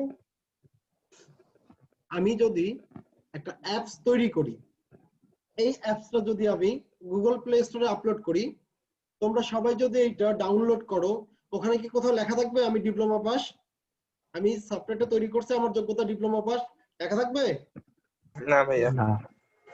এখন তোমাদের মধ্যে একজন আমাকে হায়ার করতে চায় আমার কাজ দেখে, তো সে তো আমার কাজ দেখে মুগ্ধ, সে তো আমার সার্টিফিকেশন দেখে তার কোনো প্রবলেম নাই, তাই না? তো আমি ডিপ্লোমা পাস করার পর আমি মোবাইল অ্যাপ্লিকেশন ডেভেলপমেন্টে যদি আসি, আমি এখানে খুব ভালো ক্যারিয়ার করতে পারি। আর এই মুহূর্তে ফ্লাটারের ডিমান্ড সব থেকে হাই। নতুন একটা ফ্রেমওয়ার্ক ফ্লাটার। সো তোমরা যদি কেউ ফ্লাটার শিখতে পারো, ফ্লাটারের উপর বেস করে তোমরা খুব ভালো একটা ক্যারিয়ার করতে পারবা। তো আশা করি জাভা এবং পাইথন নিয়ে মোটামুটি একটা কনসেপ্ট তোমাদের ভিতরে আসছে, রাইট? এখন একটু পিএইচপি নিয়ে কথা বলি। পিএইচপি নিয়ে যদি কথা বলি, সেক্ষেত্রে আমাদের বাংলাদেশে যদি 100টা কোম্পানি থাকে, তার মধ্যে 75 থেকে 80টা কোম্পানি পিএইচপি ব্যবহার করে। তোমরা আমার সাথে একমত? কে কে? নিশাদ একমত, আর বাকিরা? প্রশ্নটা বুঝলাম, একটু নেট স্লো তো। আচ্ছা সুজন, বাংলাদেশে যদি 100টা সফটওয়্যার কোম্পানি থাকে, তার 85 থেকে 90টা সফটওয়্যার কোম্পানি তারা হচ্ছে পিএইচপি টা ব্যবহার করে। তোমরা কি আমার সাথে একমত নাকি দ্বিমত? জি ভাইয়া, একমত। একমত। একমত ভাইয়া, একমত। আচ্ছা, তাহলে আমাদের জব সেক্টরটা কোন সেক্টরে বেশি? পিএইচপি তে। পিএইচপি তে জবটা আমাদের সবথেকে বেশি। তাহলে আমরা যদি পিএইচপি টা যদি আমরা শিখি, তাহলে আমরা কি পাবো? ভালো একটা জব পাবো। তো আমি আমার মুখের কথায় তোমাদেরকে বিশ্বাস করবো না, আমি একটু তোমাদেরকে প্রুফ দেখাতে চাই, দেখবা? দেখান ভাইয়া। আচ্ছা, আমি একটু জি স্ক্রিন ভাইয়া। শেয়ার করি, তোমরা একটু দেখো। আশা করি তোমরা আমার স্ক্রিনটা দেখতে পাচ্ছ। জি জি তোমরা আমার স্ক্রিনটা দেখতে পাচ্ছ, তাই না? জি ভাইয়া। আচ্ছা, সাপোজ আমি যদি এখানে বিডি জবস লিখি, আমি এখানে বিডি জবস এর সাইটে ওপেন করলাম, বিডি জবসে গেলাম। বিডি জবসে যাওয়ার পরে আমি একটু ক্যাটাগরি সিলেক্ট করলাম। আচ্ছা, ক্যাটাগরি সিলেক্ট না করে আমি সরাসরি যদি এখানে আসি, যে আইটি টেলিকমিউনিকেশন দেখতে পাচ্ছি। জি ভাইয়া, দেখতে পাচ্ছি। আচ্ছা, আমরা এটাতে ক্লিক 136টা করলাম। জব। হ্যাঁ, আমরা আইটি সেক্টরে আসলাম, আইটি টেলিকম সেক্টরে। এখানে আমরা দেখি যে কি দেখাচ্ছে। এখানে একটু লোডিং নিচ্ছে, তো পেজ আসছে। একটু আমরা জবগুলো দেখবো। তো এখানে তোমার প্রথমে একজন আমরা দেখতে পাচ্ছি, এখানে হচ্ছে তোমার সফটওয়্যার ইঞ্জিনিয়ার লাগবে, BSc in computer science, রেপুটেড local or international university থেকে চাচ্ছে। আচ্ছা, তারপরে system analyst, digital marketing executive, technical document writer. আচ্ছা, ম্যানেজার চাইছে, ডিজিটাল মার্কেটিং চাইছে, সার্ভিস ইঞ্জিনিয়ার চাইছে। আচ্ছা, assistant manager IT, Android developer চাইছে। অ্যান্ড্রয়েড ডেভেলপার চাইছে, এখানেও বিএসসি চাইছে। এখানে সফটওয়্যার ইঞ্জিনিয়ার চাইছে, এখানে বিএসসি চাচ্ছে, দেখতে পাচ্ছি। এই যে ফ্লাটার ডেভেলপার দেখতে পাচ্ছি, ফ্লাটার ডেভেলপার। আমরা কি দেখতে পাচ্ছি ফ্লাটার ডেভেলপার? পাচ্ছি। আচ্ছা, এটা একটু ওপেন করি, দেখি বিডি জবসে ফ্লাটার কেমন চাহিদা একটু দেখি। ভ্যাকান্সি 3টা, জব কন্টেক্সট এটা দিয়ে রাখছে, রেসপন্সিবিলিটি দিয়ে রাখছে, ফুল টাইম, ওয়ার্কপ্লেস, অফিসে এসে জব করতে হবে, educational requirement, diploma in computer. তাহলে তুমি আমরা কি অ্যাপ্লাই করতে পারবো যদি আমরা ফ্লাটারটা ভালোভাবে শিখি? অবশ্যই ভাইয়া। হ্যাঁ, জি ভাইয়া। জি ভাইয়া। পারবো? অবশ্যই পারবো। জি ভাইয়া। তাহলে অবশ্যই পারবো। এখন দেখো এখানে কি চাইছে, স্কিল রিকোয়ারমেন্ট কি কি চাইছে? Android development, Dart, Flutter, Flutter UI, তারপর কি এই যে। আচ্ছা সুজন, তুমি স্ক্রিনে মার্ক করিও না। আচ্ছা, এই যে জিনিসগুলো দেখতে পাচ্ছি আমরা। তারপর হচ্ছে এক্সপেরিয়েন্স রিকোয়ারমেন্ট অ্যাটমোস্ট 1 ইয়ার্স, বা এটা হচ্ছে এদের ফর্মালিটিস, নিয়ম, 1 বছর এটা চাবেই। যদি এইটাই হইতো, তাহলে তুমি আমরা যারা ফ্রেশাররা সারা জীবন ফ্রেশারই থাকতো, এরা আর জব পাইতো না। তাহলে এরা জবগুলো কিভাবে পাচ্ছে সেটা আমি সিভি রাইটিং এর সময় বলবো। এডিশনাল রিকোয়ারমেন্ট কিছু দিয়ে রেখেছে, জব লোকেশন ঢাকা, স্যালারি ইননেগোশিয়েটেবল। স্যালারিটা তোমার সাথে কথোপকথন করার পরে আলোচনা সাপেক্ষে ওরা তোমার স্যালারিটা নির্ধারণ করবে, তাই না? জি ভাই। আচ্ছা, তো আচ্ছা, যার ওখানে সাউন্ড হচ্ছে সে একটু মিউট করি। আচ্ছা, তো আইটি টেলিকম থেকে আমরা বের হয়ে আসলাম এখানে ডাবল ক্লিক করে যাওয়ার কারণে। আমরা আরেকটু দেখি যে আর কি কি জব এখানে শো করতেছে।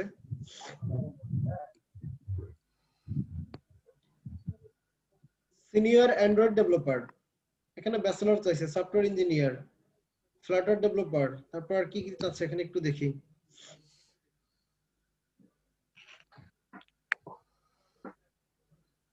আচ্ছা, আমরা একটু নেক্সট পেজে যাই।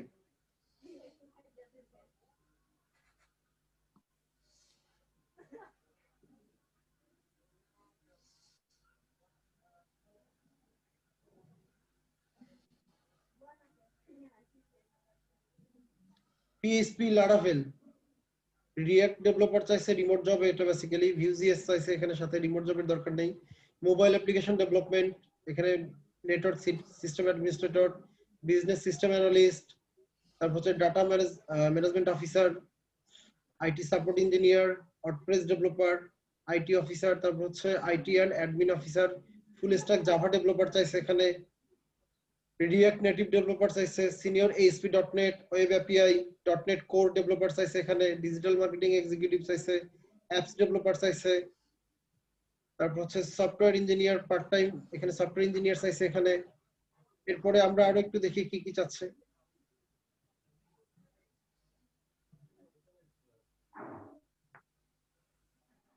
অ্যাসিস্ট্যান্ট সফটওয়্যার ইঞ্জিনিয়ার চাইছে এখানে, হচ্ছে অ্যাঙ্গুলার জেএসটা চাইছে এখানে, সিনিয়র সফটওয়্যার ইঞ্জিনিয়ার চাইছে, iOS ডেভেলপার। তোমরা যদি ফ্লাটারটা শেখো, ফ্লাটারে তোমরা iOS এবং অ্যান্ড্রয়েড দুটোই করতে পারবা ফ্লাটারের মাধ্যমে। তারপর হচ্ছে senior react web developer, react JS চাইছে এখানে। তো এখানে আমরা যে জব মার্কেট প্লেস গুলো, এখানে যদি আমরা খুঁজি, IT executive, programmer, software senior programmer চাইছে এখানে। তো এখানে আমাদের যে আমরা জবের অফার গুলো দেখতে পাচ্ছি, এখানে যে শুধু সফটওয়্যার ডেভেলপার তা না, অ্যান্ড্রয়েড ডেভেলপার, তারপর হচ্ছে আইটি, তারপর ডিজিটাল মার্কেটিং, আরো অনেক কিছু জবই আমরা কিন্তু এখানে দেখতে পাচ্ছি, তাই না? তো এই যে জবগুলো, এগুলো কি ওরা এমনি এমনি দিয়ে রাখছে নাকি আসলে ওদের দরকার? ফুল স্ট্যাক ডেভেলপার লারাভেল দরকার এখানে, তারপর সফটওয়্যার ইঞ্জিনিয়ার অ্যান্ড্রয়েডের উপর দরকার, জুনিয়র সাপোর্ট ইঞ্জিনিয়ার দরকার। তো এই যে তারপর এখানে হচ্ছে ওয়ার্ডপ্রেস থিম ডেভেলপার, এটা হচ্ছে ওয়ার্ডপ্রেস সিএমএস দরকার এখানে, ইউআই ইউএক্স ডিজাইনার, তারপর হচ্ছে আরো অনেক কিছু দেখতে পাচ্ছি আমরা এখানে। ওয়েব ডেভেলপার ওয়ার্ডপ্রেস আছে এখানে, software developer plus team lead, এটা সিনিয়র 5 ইয়ার্স এক্সপেরিয়েন্স আছে এখানে। তো এই যে তারপর এখানে আরেকটা সফটওয়্যার ইঞ্জিনিয়ার এখানে লারাভেল উল্লেখ করছে। তারপর হচ্ছে front end developer full time, front end ডেভেলপমেন্টে তোমার হচ্ছে HTML CSS bootstrap JavaScript jQuery এই জিনিসগুলো চাবে এখানে। তো এই যে জবের যে রিকোয়ারমেন্ট গুলো, আমরা যে আইটি এন্ড টেলিকমে 336টা জব দেখতে পাচ্ছি, যে 336টা জব আমরা দেখতে পাচ্ছি, জবগুলো কি আসলেই আছে নাকি ওরা এমনিতেই দিয়ে রাখছে এখানে? এই জবগুলো কি আছে নাকি ওরা এমনিতেই দিয়ে রাখছে বলো? অবশ্যই ভ্যাকেন্সি আছে। অবশ্যই আছে, অবশ্যই। তো এখন কথা হচ্ছে এতগুলো জব পড়ে থাকার পরেও এগুলো কিন্তু সর্বশেষ এক সপ্তাহের জব, এইটা তাই না? প্রতিদিন কিন্তু নতুন নতুন কোম্পানি তাদের চাহিদাগুলো এখানে শেয়ার করতেছে। এটা জাস্ট একটা মার্কেট প্লেস দেখাইলাম আমি, এরকম আরো শত শত মার্কেট প্লেস আছে। তো সবগুলো মার্কেট প্লেসে 2-4-5 হাজার জব চাইলেই আমাদের সেক্টরে জব আছে, তাই না? তো আমরা অনেকেই শুনি যে ডিপ্লোমা পাস করে বসে থাকে মানুষজন, কথাটা কি খুব কমন না আমাদের সেক্টরে? জি ভাইয়া। যে ডিপ্লোমা পাস করে বসে আছে, কথাটা কিন্তু খুবই কমন, তাই না?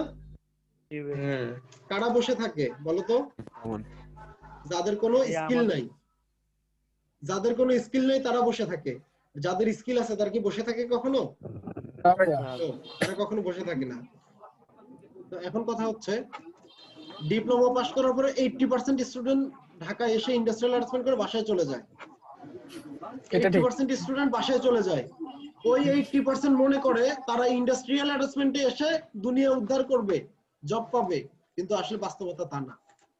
ইন্ডাস্ট্রিয়াল অ্যাটাচমেন্ট 72 ঘন্টা একজনকে জব এনে দেওয়ার জন্য যথেষ্ট না। তুমি যদি শূন্য হাতে ঢাকায় আসো, ঢাকা তোমাকে শূন্য হাতেই বিদায় করবে 3 মাস পরে। আর তুমি যদি কিছু নিয়ে আসো, ওইটার উপর ভিত্তি করে তুমি ঢাকাতে ভিত্তি করতে পারবা, স্থায়ী হইতে পারবা। তো শূন্য হাতে আসা যাবে না। তো তোমাদের মধ্যে থেকে আমি তোমাদেরকে সাজেস্ট করব, তোমরা যাদের ইমিডিয়েট জব দরকার, যারা সফটওয়্যার ডেভেলপমেন্টে প্ল্যানিং ইমিডিয়েট জব দরকার, তারা প্রফেশনাল ওয়েব ডিজাইন ডেভেলপমেন্ট ট্রেনিংটা নাও কারো কাছ থেকে, সেটা পিপল এন্ড টেকের কাছ থেকেও হতে পারে, অন্য কারো কাছ থেকেও হতে পারে, বাট ট্রেনিংটা নাও। তোমাদের বড় ভাই হোক, যে হোক, যার কাছ থেকেই হোক, কাজ শেখো। কাজ শিখে তোমরা ঢাকায় আসো। ভাই ওয়েব ডেভেলপমেন্ট যে করব, তার যে PHP ব্যাকএন্ড এর জন্য কোনো এক টিচার দরকার। তো সেরকম ভালো টিচার কোথাও পাচ্ছি না যে পুরা ফুলফিল শেখাবে। আচ্ছা, যাই হোক, আমি এই জিনিসগুলো নিয়ে পরে বলবো। আমাদের সেমিনারের টপিকটা হচ্ছে আইটি সেক্টরে তোমরা কিভাবে ভালো ক্যারিয়ার করবে এবং কি কি কাজ জানা দরকার। আর দ্বিতীয় টপিক হচ্ছে প্রফেশনাল সিভি কিভাবে তৈরি করতে হয়। সো আমি আমার টপিকের মধ্যেই কথা বলবো, আমি মার্কেটিং করতে আসিনি তোমাদের এখানে। আশা করি বুঝতে পারছো। তোমাদের যদি মনে হয় সেটা হয়তো তোমাদের সাথে কথা বলতে বলতে একসময় শেষ হয়ে যাবে, বেশিক্ষণ সময় লাগবে না হয়তোবা। তো সফটওয়্যার ডেভেলপমেন্ট নিয়ে মোটামুটি আমাদের কথা হয়ে গেছে। তোমার এই মাহমুদুল, তোমার এই কথাটার উত্তর আমি পরে দিব ইনশাআল্লাহ। একটু ধৈর্য ধরতে হবে, কেমন? কারণ আমার উদ্দেশ্য সেমিনারের টপিক ভিত্তিক, এটা আগে শেষ করি। মাহমুদুল, জি ভাইয়া, বুঝতে মানে পারছো? আমরা যখন জি ভাইয়া, মানে আমরা যখন রেজিস্ট্রেশন করছিলাম ওখানে আমাদের অনেকগুলো টপিক দেওয়া হয়েছিল, তো ওটার উপর ডিপেন্ড করে আমাদের উপর হ্যাঁ, সেমিনার নেওয়া হবে। এখানে তো সবগুলো একসাথে হচ্ছে, ঠিক আছে না? সেই কারণেই বললাম। আচ্ছা আচ্ছা। তো এখন ওয়েব ডিজাইন ডেভেলপমেন্ট তোমরা যদি কেউ শেখো, ওয়েব ডিজাইন ডেভেলপমেন্টে তোমাদেরকে কি কি শিখতে হবে আমি একটু বলি। এই টপিকগুলো একটু মাথায় রাখো যারা ইমিডিয়েট জব দরকার, কারণ বাংলাদেশের 80% অর্গানাইজেশন পিএইচপি ব্যবহার করে। তো পিএইচপির উপরে যদি আমি স্কিল নিয়ে ঢাকায় আসি, দেন ঢাকায় এসে যদি আরো ভালোভাবে নিজেকে প্র্যাকটিস করে ডেভেলপ করি, দেন আমি একটা ভালো জব পাবো। তো এখন কথা হচ্ছে একটা কোম্পানিতে 4 জন লোক মিনিমাম দরকার। ফিরোজের একটা কোম্পানি আছে, চারটা লোক দরকার। একজন ফ্রন্ট এন্ড ডেভেলপার, একজন ব্যাক এন্ড ডেভেলপার, একজন এসইও ডিজিটাল মার্কেটিং এক্সপার্ট, আর একজন গ্রাফিক্স ডিজাইনার দরকার, তাই না? এই 4টা লোক তো তার দরকার মিনিমাম। নিষেধের ওখানে সাউন্ড হচ্ছে মেবি। তো এই 4টা লোক তার মিনিমাম দরকার। তো এখন কথা হচ্ছে এই 4টা লোককে যদি সাপোজ আমার অফিসে আমি 4 জন লোককে যদি নিই, 4 জনকে আলাদাভাবে 4টা জায়গায় আমাকে বসতে দিতে হবে। 4 জন এমপ্লয়ির জন্য 4টা জায়গা লাগবে, আমার ফ্লোর বেশি লাগবে। 4টা এমপ্লয়ির জন্য আমার একজন সাপোর্টের লোক লাগবে, তাদের চা পানি নাস্তার জন্য লোক লাগবে আমার একজন। তারা আমার 4টা পিসি ব্যবহার করবে, ইলেকট্রিসিটি বিল আসবে, রুম দখল করে রাখবে, আমার এয়ার কন্ডিশনের বিল আসবে, আর অনেক কিছু বিল আসবে, আসবে না? তো এখন কথা হচ্ছে আমি 4 জনের কাজ যদি আমাকে একজন করে দেয়, তাহলে আমি কি 4 জন ডাকবো না একজন ডাকবো? আমি একজন ডাকবো। এখন কথা হচ্ছে 4 জনের কাজ একার পক্ষে কি করা সম্ভব? আমরা মনে করো 4 জনের কাজকে একা করা সম্ভব? কখনোই না। কখনোই না। সম্ভব সম্ভব কি বলতে আপনার হচ্ছে তার কষ্টকর। স্কিলটা ভালো থাকলে সে সবই সম্ভব হবে, কিন্তু না, পরিশ্রম করতে হবে প্রচুর। মিসকাত সজীব আমার কথাটা বোঝো একটু। Front end, back end, graphics design, digital marketing, SEO, এই কাজগুলো একজনের দ্বারা সম্ভব? জি ভাইয়া সম্ভব। যার দ্বারা সম্ভব এটা আমি তো স্পেশালিস্ট হবে না। যার দ্বারা সম্ভব আমি তো তাকেই নিব, যার দ্বারা সম্ভব না আমি তো তাকে নিব না। জি বাস্তবতা হচ্ছে এইটা, বুঝতে পারছো? জি ভাইয়া। বাস্তবতা হচ্ছে এইটা যে সবগুলো পারবে আমি তাকে নিব। তাকে নেবেন আপনি। আমি যদি 4 জনকে নিই, 4 জনকে আমাকে মিনিমাম 50,000 টাকা স্যালারি দেওয়া লাগবে, আর আমি একজনকে দিয়ে যদি সবগুলো কাজ করে নিই আমি 20-25,000 টাকায় তাকে পেয়ে যাচ্ছি, তাহলে আমি কেন 4 জন নিব? ভাই সব বাস্তবতা হচ্ছে এইটা। একজন যদি সব জানে আপনার কাছে, তো 20-25 হাজার টাকা স্যালারিতে আর চাকরি করতে যাবে না। অবশ্যই আসবে ভাই, কারণ বাজারে চাকরি নাই যে, এই জন্য আমার চাকরি কাছে নেই। আসবে। বাধ্য তুমি হয়ে যেতে তুমি হবে। হ্যাঁ এটাই তো, বাধ্য, তোমরা আসতে বাধ্য। আর আমার চাকরি দরকার, যেখানে পাবো আমি সেখানেই তো যাবো, তাই না? 5,000 কম টাকা ভাই, সমস্যা নেই, কিন্তু চাকরি তো লাগবে। কিন্তু একবার যদি তুমি নিজেকে এস্টাবলিশড করতে পারো, ভাই অফিস তোমার পিছনে দৌড়াবে। তোমরা কি আমার সাথে একমত এটা? যে তুমি যদি তোমার পারফরমেন্সটা শো আপ করতে পারো, অফিস তোমার পিছনে দৌড়াবে। এই এমপ্লয়িকে আমার ধরে রাখতে হবে। সো এই এমপ্লয়ি কি চায়? 30,000 টাকা স্যালারি, ঠিক আছে দিয়ে দিলাম, জয়েন করো। 1 বছর পর কত? 40,000 টাকা স্যালারি, কাজ করো। কি তোমার গাড়ি ভাড়া লাগবে, তোমার রাস্তা লাগবে, ঠিক আছে তোমার রাস্তায় আমি গাড়ি দিয়ে দিলাম, 60,000 টাকা স্যালারি দিলাম 3 বছর পরে তোমাকে, কোনো তো সমস্যা নেই। তোমার পিছনে যদি আমি 60,000 টাকা ইনভেস্ট করি, ভাই তোমার থেকে আমি 6 লাখ টাকা ইনকাম করে নিব, এটা কি তুমি মানো? মানি। তুমি যদি অফিস থেকে 60,000 টাকা স্যালারি পাও, সেই কোম্পানি তোমার থেকে 6 লাখ টাকা ইনকাম করে নেবে, তাহলে তোমাকে 60,000 টাকা দিয়ে দিতে কোনো সমস্যা নাই। তো এখন কথা হচ্ছে যারা বললা যে 4টা কাজ একের দ্বারা সম্ভব না, আমি তাদেরকে বলি আসলেই সম্ভব। কেন সম্ভব না বলো?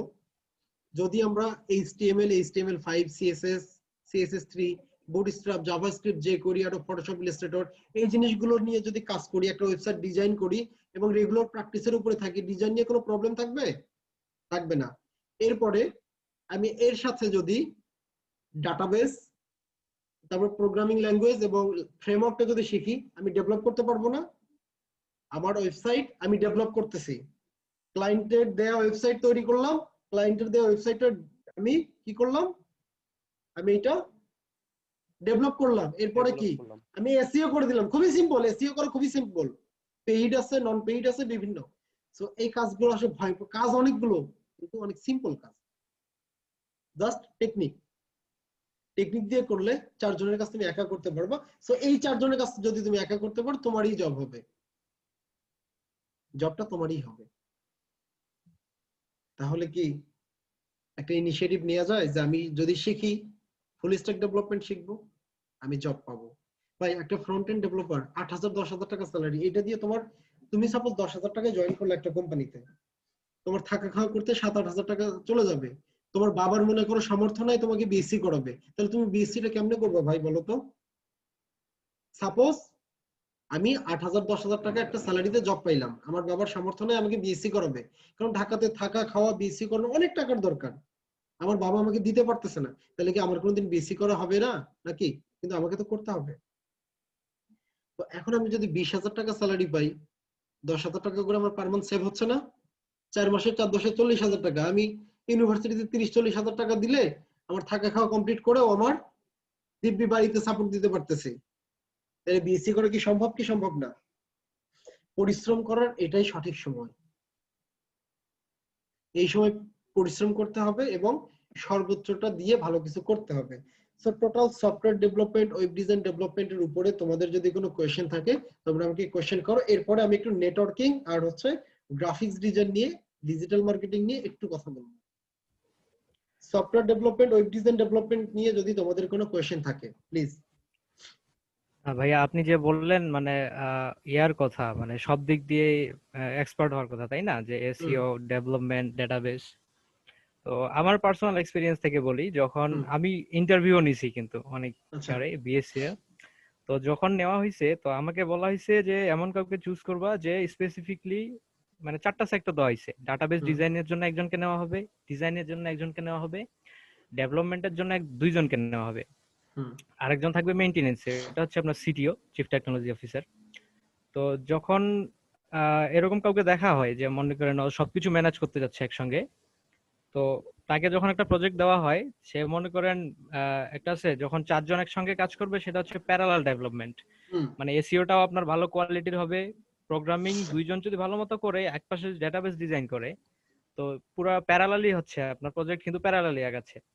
আর যদি একজনকার উপরে চাপায় দেন তাহলে মনে করেন এনভায়রনমেন্ট সুইচ করতে কিন্তু সময় লাগে। আমি যখন মনে করেন ডিজাইন করি তখন ডিজাইনে মনোযোগ আছে, যখন ডেভেলপমেন্টে যাই তখন ডিজাইন থেকে মনোযোগ সরে যায়, মানে আমি ওই মনোযোগ দিয়ে করতে পারবো না যে মনোযোগ দিয়ে আমি ডিজাইন করতেছিলাম। আচ্ছা, তো তোমার এই প্রশ্নটার উত্তরটা আমি যদি একটু বলি, আমি একজন প্রফেশনাল ডেভেলপার, সবথেকে ডিমান্ডেবল জায়গা হচ্ছে ডেভেলপমেন্ট। আমি একজন ডেভেলপার, আমি কাকে ডেভেলপ করব? একটা ওয়েবসাইটকে ডেভেলপ করব, একটা ডিজাইনকে ডেভেলপ করব, তাই না? অবশ্যই। সেই ডিজাইনটা যদি আমি না জানি আমি কাকে ডেভেলপ করব?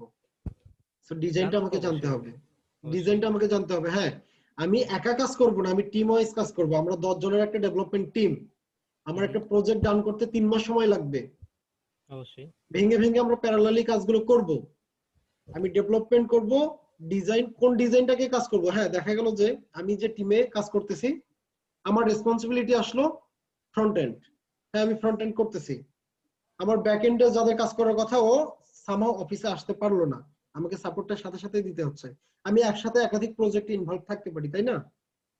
আমাকে রেডি থাকতে হবে, আর যারা এতটা রেডি তাদেরকে অফিস অ্যাকসেপ্ট করবে।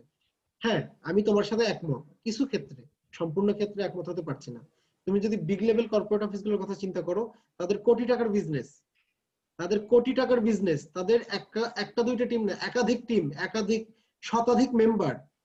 তো সেই জায়গাতে স্পেসিফিক ডিজাইনার, ডেভেলপার, ডাটাবেস, তারপর হচ্ছে তোমার গ্রাফিক্স ডিজাইন আলাদা আলাদা করে এইভাবে তার করবে না, এক মানে অল ইন অন, একের ভিতরেই সব, এরকম টিম মেম্বার দিয়ে তারা বেসিক্যালি কাজ করে। তারা ডিজাইন করছে, ডেভেলপমেন্ট করছে, ডাটাবেস এন্ট্রি করতেছে, প্লাস এটাকে তারা এসইও করতে। এসইও করা খুব একটা ডিফিকাল্ট কিছু না, এসইওটা প্রেসারের কোনো কিছু কাজ না বা ডিফিকাল্ট কিছু, খুবই সিম্পল।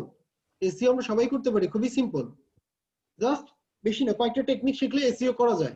সো এটার উপর প্রেসার নেওয়ার কোনো কারণ নেই। মেইন কথা হচ্ছে ডেভেলপমেন্ট, আর ডেভেলপমেন্টের সাথে ডিজাইনের উপর কনসেপ্ট তোমার থাকতে হবে। ডিজাইনের উপর এক্সপার্ট হওয়া লাগবে না, তুমি এমনিতেই এক্সপার্ট হয়ে যাবে। যে ডেভেলপার ডিজাইন সম্পর্কে সে এমনিতেই ভালো জানে। একজন ডেভেলপারের কাছে ডিজাইনটা খুবই সিম্পল, বাট একজন ফ্রেশারের কাছে ডিজাইনটা অনেক বড় কিছু। জি জি, তবু ডিজাইনের পিছনে অনেকটা সময় দেওয়ার লাগে। ডিজাইনের পিছনে সময় দেওয়া লাগে, কিন্তু তুমি যখন কাজ করবা ডিজাইন নিয়ে, 1 বছর 2 বছর যখন তুমি ডিজাইন নিয়ে কাজ করবা, তখন তুমি এটার উপরে এক্সপার্ট হয়ে যাবে। তখনকার লেভেলটা একটু চিন্তা করো, ওই লেভেলটা একটু চিন্তা করো। আর সব থেকে বড় কথা হচ্ছে ভাই, তুমি যদি শুধু ওয়েব ডিজাইনার হও, তুমি 1 লক্ষ টাকা স্যালারি কোনোদিন পাবা? শুধু ডিজাইনার হয়ে পিএইচপি তে বাংলাদেশের শুধু ডিজাইনার? এনভায়রনমেন্টে, মানে তুমি শুধু designer HTML CSS bootstrap JavaScript দিয়ে তুমি 1 লক্ষ টাকা স্যালারি পাবা? 6 মাস 1 বছর পর 2 বছর পর 1 লক্ষ টাকা স্যালারি পাবা? পিএইচপি নিয়ে আমি বাংলাদেশের কথা বলতেছি না, বাংলাদেশের না বাইরে তো বাংলাদেশের কথা বলতেছি না। আপনি যেই কোয়ালিটিতে পারফেক্ট হবেন আপনাকে তো তারাই খুঁজে নিবে, তাই না? আপনি তো কিছুক্ষণ আগে বললেন যে যারা পারফেক্ট তাদেরকে খুঁজে নেওয়া হয়। এখন যদি তুমি বাংলাদেশের বাইরের কথা চিন্তা করো, বাংলাদেশের বাইরে তো পিএইচপি এর তো চাহিদা নাই। পুরো ওয়ার্ল্ডে তো 80% এর উপরে পিএইচপি দিয়ে চলতেছে। না না না, আমি তোমাকে বলি অলরেডি 80%। ওই কথাগুলো চিন্তা করলে হবে না, বর্তমান প্রেক্ষাপটটা যদি তুমি দেখো, বলেন। তোমার হচ্ছে আর্টিফিশিয়াল ইন্টেলিজেন্ট, রোবোটিক্স, তারপর হচ্ছে তোমার হচ্ছে এরপর যদি আমি বলি ব্লকচেইন এর কথা বলি, মেশিন লার্নিং এর কথাগুলো যদি বলি, এগুলো সম্পূর্ণ হচ্ছে তোমার পাইথন ভিত্তিক।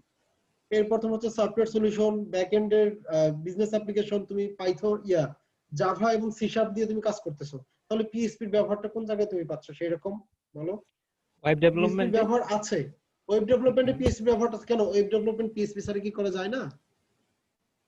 অবশ্যই করা যায়, কিন্তু পিএইচপি কে স্পেসিফিকলি বানানো হয়েছে শুধু ওয়েব ডেভেলপমেন্টের জন্য, বুঝছেন? আমি তোমার সাথে একমত, HHVM যখন রিলিজ হয়েছিল পিএইচপি 7 এর আগে। আচ্ছা আচ্ছা, আমি তোমার সাথে একমত, কিন্তু পিএইচপি ডিমান্ড আমাদের এশিয়াতে যতটা, এশিয়ার বাইরে ততটা ডিমান্ড না। পিএইচপি ডিমান্ড আমাদের এশিয়া মহাদেশে যতটা ডিমান্ডফুল, এশিয়ার বাইরের ডিমান্ড কিন্তু এতটা না। একটু খোঁজ নিলে তুমি জানতে পারবা যে পিএইচপি ডিমান্ডটা আমাদের এশিয়া মহাদেশে অনেক বেশি, কিন্তু এশিয়ার বাইরের ডিমান্ড একটু কম। এটা হচ্ছে মেইন কথা। ভাইয়া আপনি কিন্তু একটু আগেই বললেন যে আমরা যেহেতু বাংলাদেশে আছি, সো মানে আমাদের আশেপাশে জিনিসটা আগে বেশি ভাবার লাগবে। হ্যাঁ ডেফিনেটলি। সো বাংলাদেশের এনভায়রনমেন্টে তুমি দ্রুত জব পেতে গেলে পিএইচপি তোমাকে সবথেকে বেশি দ্রুত জব এনে দিতে পারবে, কারণ পিএইচপি ব্যবহার করে বেশি, পিএইচপির উপর তুমি জবটাও পাবো বেশি, পিএইচপির উপর ভ্যাকেন্সি তোমার অনেক বেশি থাকবে বাংলাদেশের এনভায়রনমেন্টে। আশা করি বুঝতে পারছো মাহমুদুল হাসান। তো তোমাদের মধ্যে থেকে কি নেটওয়ার্কিং সেক্টরে কেউ ইন্টারেস্টেড আছো? নেটওয়ার্কিং নিয়ে ভবিষ্যতে career growth planning, network server administrator, এগুলো নিয়ে প্ল্যান আছে কারো? নেটওয়ার্ক সম্পর্কে হালকা জানার আগ্রহ আছে। আচ্ছা, জানার আগ্রহ আছে। আচ্ছা, সিসকো নামটা শুনছো কি? সিসকো নাম আজকে নতুন শুনতেছি। আজকে নতুন শুনতেছ? আচ্ছা, সিসকো বেসিক্যালি একটা হচ্ছে কোম্পানির নাম। সিসকো এটা হচ্ছে একটা অথরাইজেশন, এটা হচ্ছে একটা টেকনোলজিতে রূপান্তরিত হয়েছে। এটা বেসিক্যালি কিছু ডিভাইস বাজারে ছেড়েছে, যেমন সিসকো রাউটার, সিসকো সুইচ। আমরা রাউটার সুইচ গুলো ব্যবহার করি না? তো তোমার হচ্ছে আমাদের বাংলাদেশ থেকে শুরু করে বাংলাদেশের বাহিরে আমাদের প্রত্যেকটা নেটওয়ার্ক ইনফ্রাস্ট্রাকচারে আমরা 85 থেকে 90% সিসকোর আন্ডারে কাজ করি। আমরা সিসকো ডিভাইস গুলো ব্যবহার করি। রিজনটা হচ্ছে কি, আমাদের সব থেকে বেশি যেটা দরকার সেটা হচ্ছে সিকিউরিটি। আমার একটা সার্ভারে আমার ডাটাবেস থাকবে, ইনফরমেশন থাকবে অনেক কিছু। আমার সাথে মনে করো আমেরিকার একজন ক্লায়েন্টের কথা হচ্ছে, আমি তাকে আমার প্রোডাক্ট দেখালাম, সে আমার প্রোডাক্টটাকে চুজ করলো। প্রোডাক্ট চুজ করার পরে সে যে কাজটা করলো কি, আমাকে অর্ডার করলো। আমি একটা রেট বললাম, একটা নেগোশিয়েট করে একটা রেট ঠিক হলো যে আমি তাকে একটা টি শার্ট দিব, সাপোজ একটা টি শার্ট দিব তাকে, পার পিস আমার 100 টাকা করে নিব পার পিস। সে আমাকে 1 লক্ষ পিস অর্ডার করলো। এখন আমার এই সম্পূর্ণ ইনফরমেশন গুলো নিশাত চুরি করে নিয়ে গেছে, হ্যাকিং করছে, বুঝছো? হ্যাকিং করে সব ইনফরমেশন নিয়ে গেল। সে এখন ওই বাইরের সাথে কমিউনিকেট করলো, সেম প্রোডাক্ট ও হচ্ছে 80 টাকায় দিয়ে দেবে। তাহলে ওই লোক আমার থেকে নেবে না নিশাতের কাছ থেকে নেবে?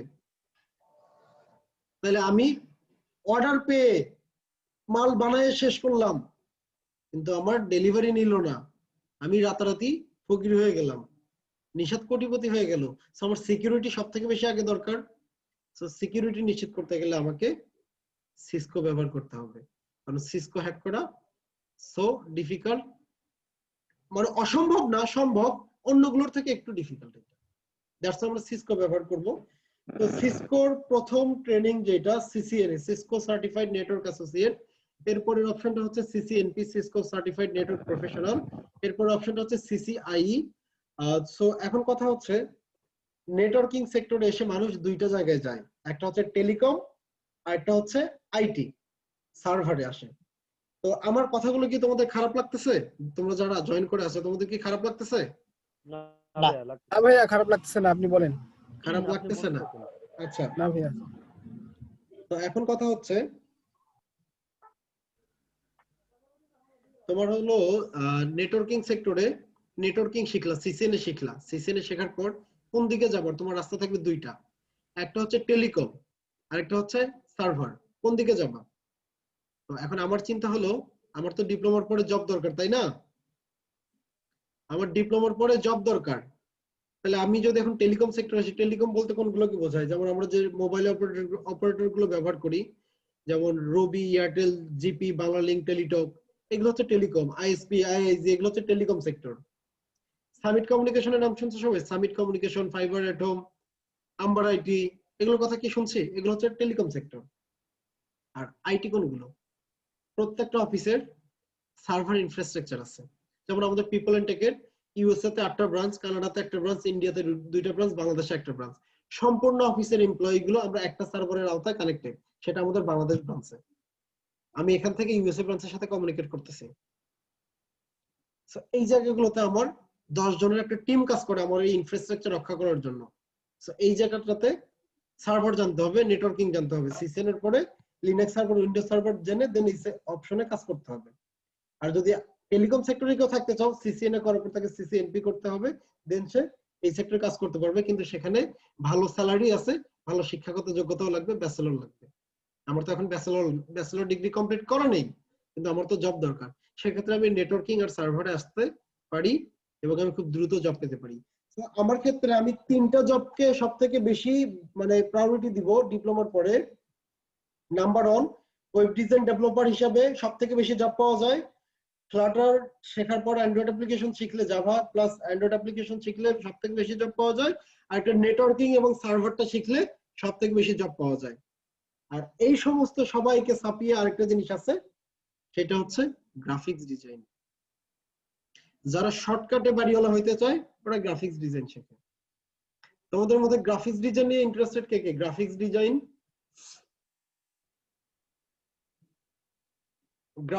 নিয়ে ইন্টারেস্টেড কেউ আছে? সম্ভবত নেই, কিন্তু আমি তো জানি তোমাদের মধ্যে থেকে, আমি জানি তোমাদের মধ্যে থেকে অনেকে গ্রাফিক্স ডিজাইনে ইন্টারেস্ট আছে, আমি তো জানি। কিন্তু যারা আছে তারা কথা বলতেছে না কেন? আচ্ছা, তো আমি তোমাদেরকে একটা কথা বলি, আশা করি তোমাদের আমার কথাগুলো খারাপ লাগতেছে না, নতুন কিছু জানতে পারতেছো আশা করি। তো তোমাদের মেম্বার কিন্তু অনেকগুলো কমে গেছে, তো তোমরা গ্রুপে আরেকবার একটু এসএমএস করে দাও। তোমাদের যদি এসএমএস গ্রুপ থাকে তাদেরকে জয়েন করতে বলো। আমরা কিছুক্ষণের মধ্যে সিভির ব্যাপারটা নিয়ে আলোচনা করব, সেটা খুব ইন্টারেস্টিং। অনেকের এমপি শেষ হয়ে যাচ্ছে, তো ওই জন্য বের হয়ে যাচ্ছে। আচ্ছা আচ্ছা, আমরা হচ্ছে সিভি নিয়ে এরপরেই আলোচনা করব। তো এখন কথা হচ্ছে সিভি নিয়ে আলোচনা করার আগে আমরা যে জিনিসটা শেয়ার করব সেটা হচ্ছে গ্রাফিক্স ডিজাইন।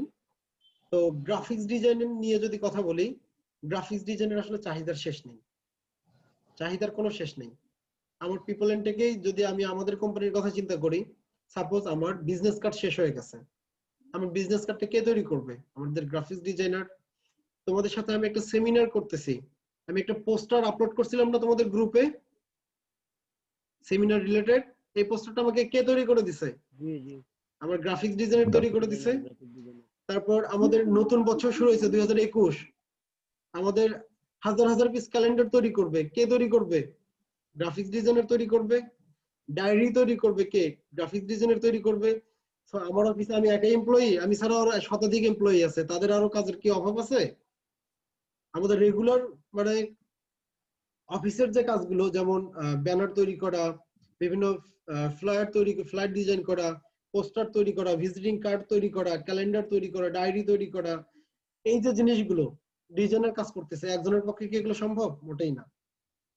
তো আমি একটু সারা বিশ্বের কথা যদি চিন্তা করি, লোগো খুবই important, logo, banner, brochure, business card.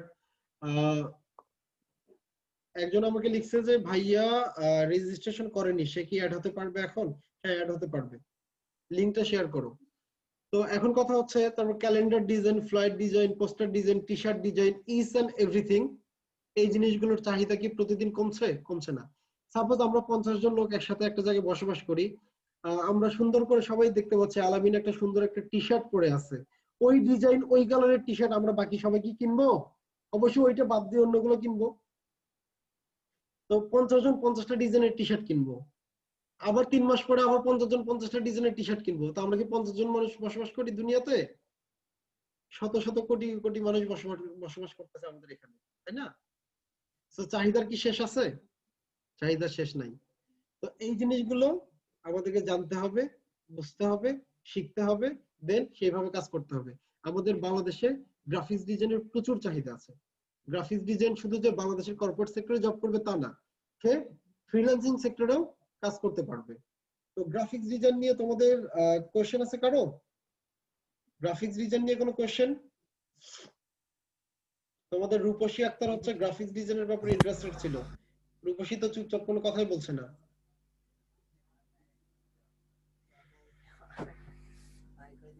আচ্ছা, তো ফ্রিল্যান্সিং কথাটার সাথে আমরা সবাই পরিচিত। ফ্রিল্যান্সিং ফ্রিল্যান্সিং করতে চায় না এমন কি কেউ আছে?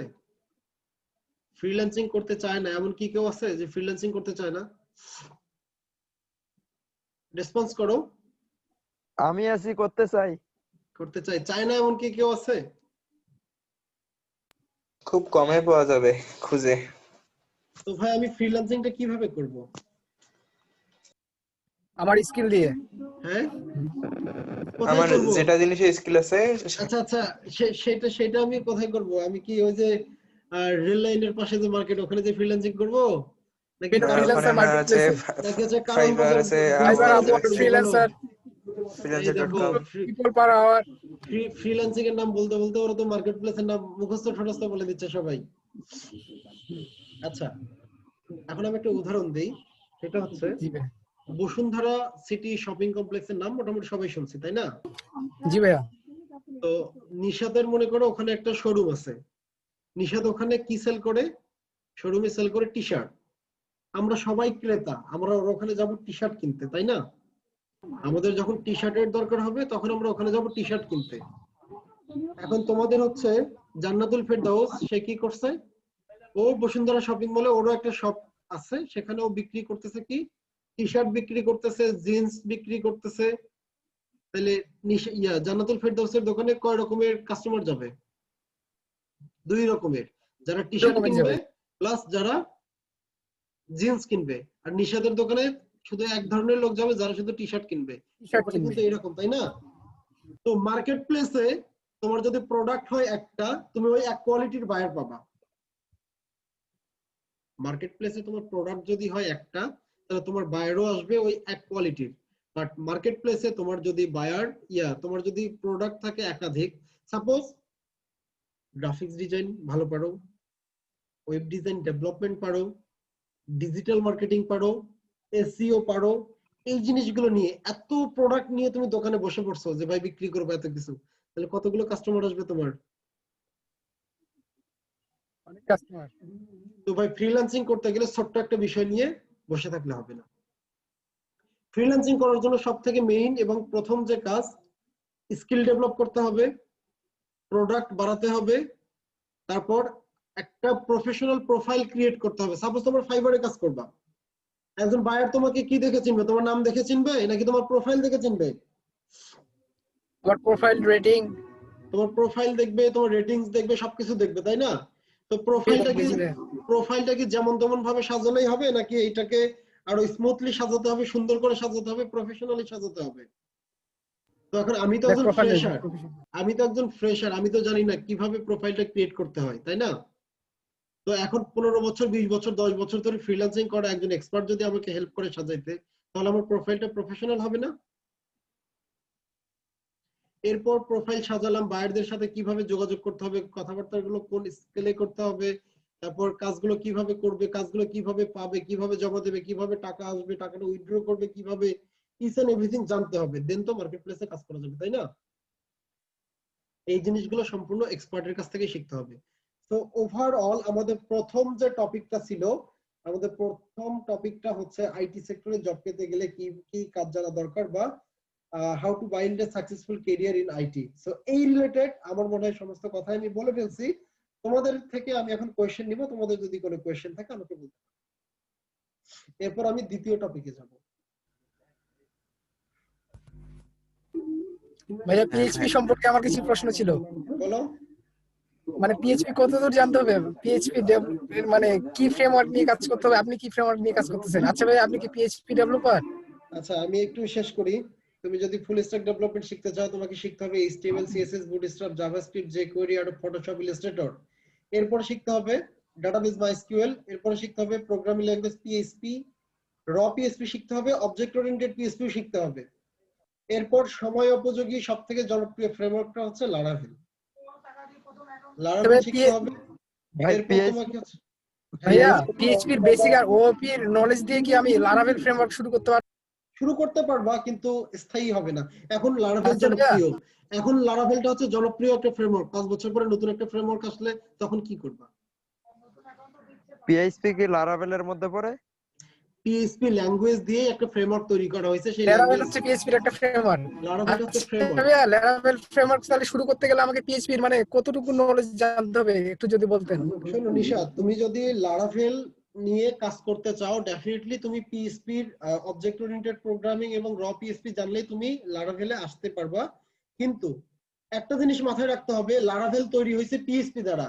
আজকে PHP থেকে লারাভেলটা তৈরি হয়েছে, লারাভেল এখন জনপ্রিয়। 5 বছর পর লারাভেল তো নাও জনপ্রিয় থাকতে পারে।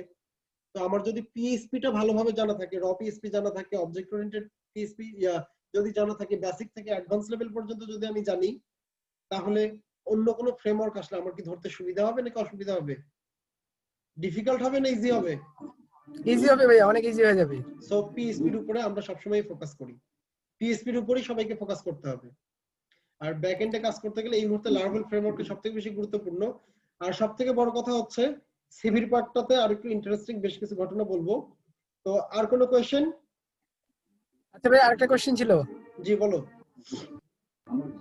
মানে এই যে আমি যদি যে কোনো ধরনের ডিজাইনকে ওয়ার্ডপ্রেসে মানে ডেভেলপ করি PHP এর মাধ্যমে, ওয়ার্ডপ্রেস CMS এ,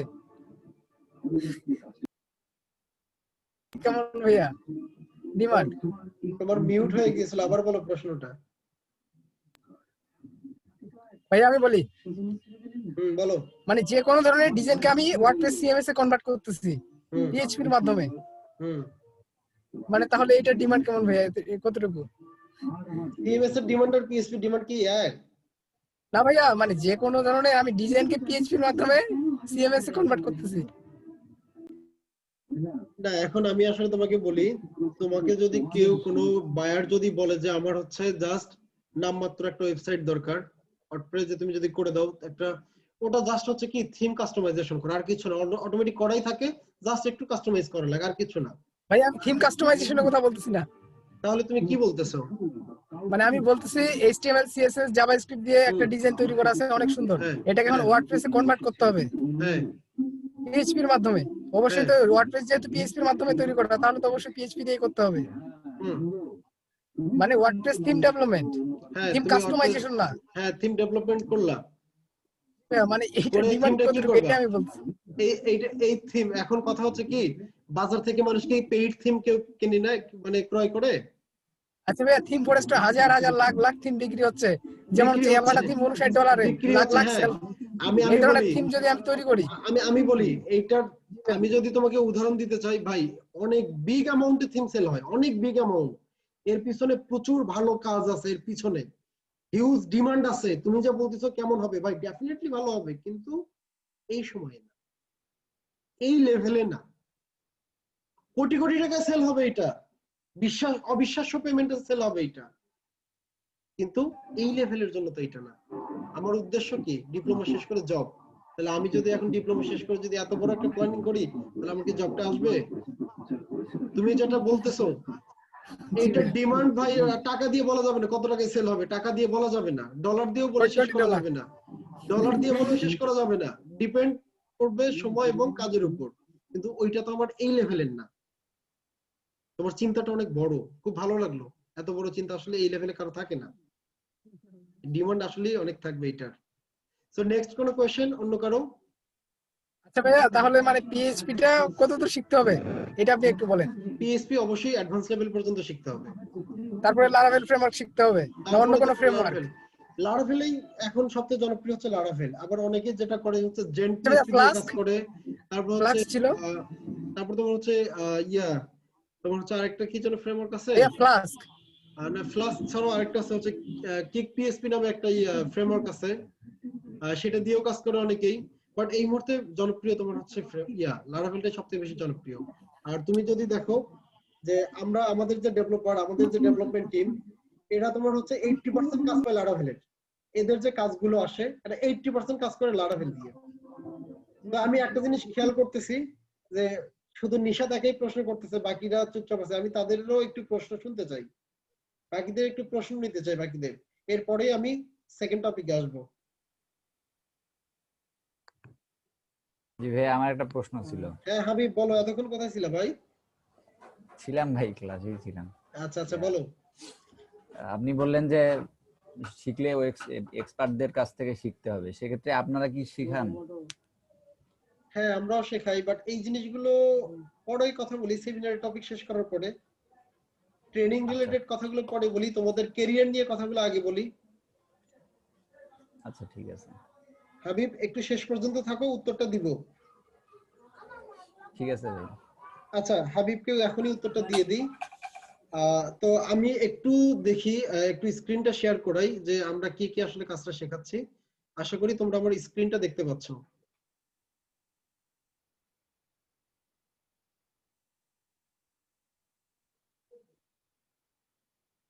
আমাদের পিপল এন্ড টেক লিমিটেড ওয়েবসাইটটা আমি যদি যাই, এখানে আমাদের হচ্ছে কোর্সের ভিতরে যদি যাই, লং টার্ম কোর্সের ভিতরে এখানে প্রফেশনাল ওয়েব ডেভেলপমেন্ট স্পেশালিস্ট যে কোর্সটা, এখানে বেসিক্যালি আমরা প্রথমে শেখাই, মানে আমাদের এই কোর্সটাতে যারা জয়েন করে তাদের তিনটা ইচ্ছা থাকে। একটা ইচ্ছা সে ডিজাইন ডেভেলপার হিসেবে কর্পোরেট সেক্টরে জব করবে, সেকেন্ড সে মার্কেট প্লেসে ফ্রিল্যান্সিং করবে, থার্ড তার নিজের ইনফ্রাস্ট্রাকচারকে সে ডেভেলপ করবে। এই তিনটা প্ল্যানিংই সবার থাকে। তো আমাদের এখানে প্রথম টপিকটা হচ্ছে ইন্ট্রোডাকশন টু ওয়েব টেকনোলজি, এর ভিতরে এই পার্টগুলো কভার করবে। পরবর্তীতে আমি লিংকটা দিয়ে দিব, পরে দেখে নিও। এরপরে HTML HTML5, এরপর হচ্ছে তোমার CSS CSS3, বুটস্ট্র্যাপ কভার করবে। তারপর হচ্ছে তোমার জাভাস্ক্রিপ্ট jQuery কভার করবে। এখানে জাভাস্ক্রিপ্ট jQuery কভার করার পর তোমার হচ্ছে search engine optimisation and social media integration, SEO সম্পর্কে তোমাদেরকে শেখাবে এখানে।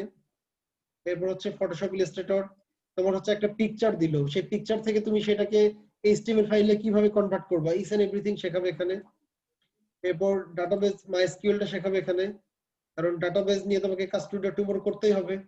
তবে PHP বেসিক থেকে অ্যাডভান্স লেভেল পর্যন্ত শিখতে হবে। এখানে object oriented PHP, raw PHP, each and everything cover করবে বেসিক থেকে অ্যাডভান্স পর্যন্ত। লারাভেল ফ্রেমওয়ার্কটা কমপ্লিট করবে। এরপর হচ্ছে প্রফেশনাল ই-কমার্সের উপর ফ্রন্ট এন্ড ডেভেলপমেন্ট এবং ব্যাক এন্ড ডেভেলপমেন্ট করবে, একটা প্রজেক্ট করবে। আমাদের কোর্সটা বেসিক্যালি এইটা। এখন এই কোর্সটা শেষ করার পরে এখন তোমার মনে করো রিয়েল লাইফে যখন আমরা কাজ করব, আমি একটা অফিসে জয়েন করলাম, সেখানে আমাকে যে কাজটা করতে হবে, সেখানে মনে করো আমার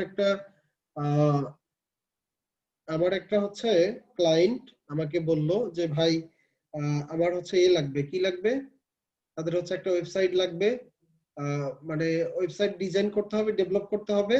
সো সেখানে তার কিসের মানে তার মানে কনসেপ্টটা কি, সে হচ্ছে একটা ই-কমার্সের বিজনেস করবে। সাপোজ ই-কমার্সটা কিন্তু এখন সবথেকে বেশি ফেমাস, তাই না? তো একজনের মনে করো ই-কমার্সের উপর একটা ওয়েবসাইট দরকার, সেই ই-কমার্সের ওয়েবসাইটটা কিভাবে তৈরি করবে। তো এখন কথা হচ্ছে আমি রিয়েল লাইফে যে কাজটা করব, ই-কমার্সের প্রজেক্টটা ডান করে সাবমিট করব, সেই কাজটাই আমাদের প্রজেক্ট আমাদের এই কোর্সে সে শিখবে। ইন্ডিভিজুয়ালি একাশে ই-কমার্সের উপর একটা প্রজেক্ট করবে রিয়েল লাইফ বেসড, এইভাবে সে বেসিক্যালি কাজগুলো শিখবে এখান থেকে। আর আমাদের এখানে হচ্ছে যারা টিচার ক্লাস নেয় পিপল এন্ড টেকের, আমরা সবসময় মেইনটেইন করি হচ্ছে একটা জিনিস, সেটা হচ্ছে কোয়ালিটি। আমি যদি তোমাদেরকে একটা কোয়ালিটিফুল একটা ট্রেনিং দিতে পারি, তোমাদের মাধ্যমে তোমাদের ফ্রেন্ড সার্কেল, তোমাদের ছোট ভাই বড় ভাই সবাই পিপল এন্ড টেকের নাম জানতে পারবে। বাট তোমাদেরকে যদি একটা কোয়ালিটিফুল ট্রেনিং দিতে না পারি, তাহলে তোমাদের অনেক ফ্রেন্ড সার্কেল আমাদের ক্ষেত্রে ডিমোটিভেট হবে, এখানে আসবে না। এটাই স্বাভাবিক না? তোমাদের উদ্দেশ্যটাকে যদি আমরা বাস্তবায়ন করে দিতে পারি, তাহলেই তো তোমরা আমাদের এখানে আসবা। তো তোমাদেরকে প্রায়োরিটি দেওয়াটাই হচ্ছে আমাদের মেইন প্ল্যান। ফারজানা কিছু বলবো? ফারজানা আনমিউট করে কিছু কিছু বলতে চাইলে বলতে পারো। ফারজানা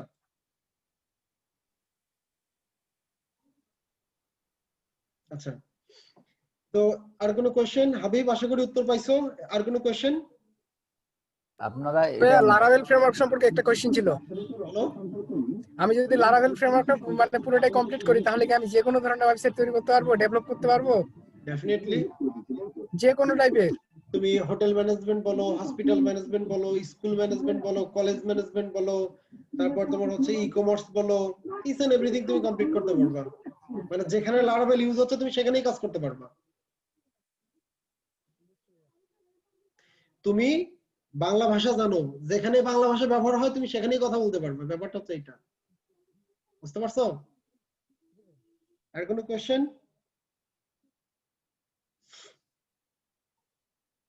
কোনো কোশ্চেন?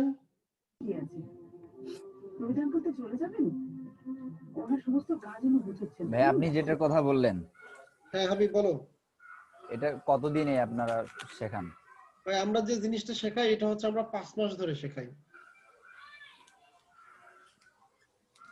আচ্ছা, এটা হচ্ছে আমরা 5 মাস ধরে শেখাই। আচ্ছা ভাই 5 মাসের মধ্যে মানে কয় মাস ক্লাস হবে? 5 মাসই ক্লাস হবে। রেগুলার? সপ্তাহে 2 দিন অথবা 3 দিন। সপ্তাহে 3 দিন হলে 4 মাসে শেষ হয়ে যাবে, সপ্তাহে 2 দিন হলে 5 মাসে শেষ হবে। আর সবচেয়ে বড় কথা হচ্ছে আমাদের এখানে যারা ক্লাস নেয় তারা হচ্ছে মানে আমাদের সিনিয়র দুইজন ফ্যাকাল্টির কথা যদি বলি, একজন 22 ইয়ার্স এক্সপেরিয়েন্স, একজন 23 ইয়ার্স এক্সপেরিয়েন্স। 22 ইয়ার্স যার এক্সপেরিয়েন্স সে হচ্ছে 23 ইয়ার্স এক্সপেরিয়েন্স টিচারের প্রথম স্টুডেন্ট, বুঝতে পারছো? যার 23 বছরের অভিজ্ঞতা তার প্রথম স্টুডেন্ট, তার হচ্ছে এখন 22 বছরের অভিজ্ঞতা কাজ করার। ওই দুজন আমাদের এখানে ক্লাস নেয়। একজন হচ্ছে মিস্টার নির্ঝরাঞ্জন স্যার, 22 ইয়ার্স এক্সপেরিয়েন্স, উনি আমাদের ফ্যাকাল্টি হেড। আর একজন সিনিয়র ফ্যাকাল্টি 23 ইয়ার্স এক্সপেরিয়েন্স, উনি সিনিয়র ফ্যাকাল্টি, ডেজিগনেশন একটু ডাউন, উনি হচ্ছে 23 years experience, mister Masud Alam sir. তো এই দুইজন হচ্ছে বাংলাদেশের টপ লেভেলে কাজ করেন এরা। আর ফারজানা প্রশ্ন করতে চেয়েছিলাম। ভাইয়া হ্যাঁ প্রশ্ন করো। ফারজানা মাইক্রোফোনটা অন করে কথা বলো।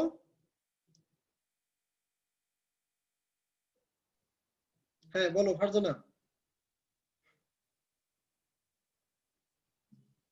ফারজানা শুনতে বলো।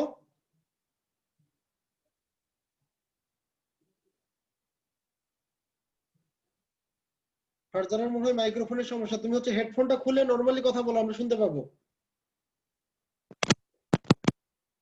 হ্যাঁ শুনতে পাচ্ছি, ফারজানা বলো। জি ভাইয়া, গ্রাফিক্স নিয়ে আউটসোর্সিং করলে মানে ভালো হবে নাকি ওয়েব ডেভেলপমেন্ট মানে ওয়েব ডিজাইনটা নিয়ে গ্রাফিক্স, মানে এই দুটার মধ্যে কোনটা নিয়ে আউটসোর্সিং করলে ভালো হয়? আর ভাইয়া আমি মানে ডিসাইডেড করছি যে এটা করব, কিন্তু মানে অনেকের কাছে শোনার পর জানলাম যে আউটসোর্সিং করলে নাকি এরকম যে দিবা রাত্রি 24 ঘন্টার মধ্যে 22 ঘন্টা সময় সেখানে দিতে লাগে, তারপরে কাজ পাওয়া অনেক টাফ। তো আপনি যদি একটু বলতেন যে এই বিষয়ে যে এটা আচ্ছা, কি এটা মানে ফারজানার কোশ্চেনটা খুবই খুবই ইফেক্টিভ একটা কোশ্চেন। সো এখন কথা হচ্ছে গ্রাফিক ডিজাইনের কাজের চাহিদা অনেক বেশি, পেমেন্ট একটু কম। তোমার একটা টি শার্টের দাম আর হচ্ছে একটা ব্লেজারের দাম কি এক? ব্লেজারের চাহিদা বেশি না টি শার্টের চাহিদা বেশি? টি শার্টের চাহিদা বেশি। তো এখন কথা হচ্ছে তুমি যদি গ্রাফিক্স ডিজাইন নিয়ে কাজ শেখো, সাপোজ তুমি আমাদের এখানে গ্রাফিক্সে জয়েন করেছো, টিচার তোমাকে প্রথমে মনে করো অ্যাডোব ফটোশপ এবং অ্যাডোব ইলাস্ট্রেটর এই দুইটা সফটওয়্যারের মাধ্যমে logo, banner, brochure, business card, ATM card, তারপর হচ্ছে poster design, flyer design, animation, each and everything কাজ কমপ্লিট করে দেখাবে, ঠিক আছে?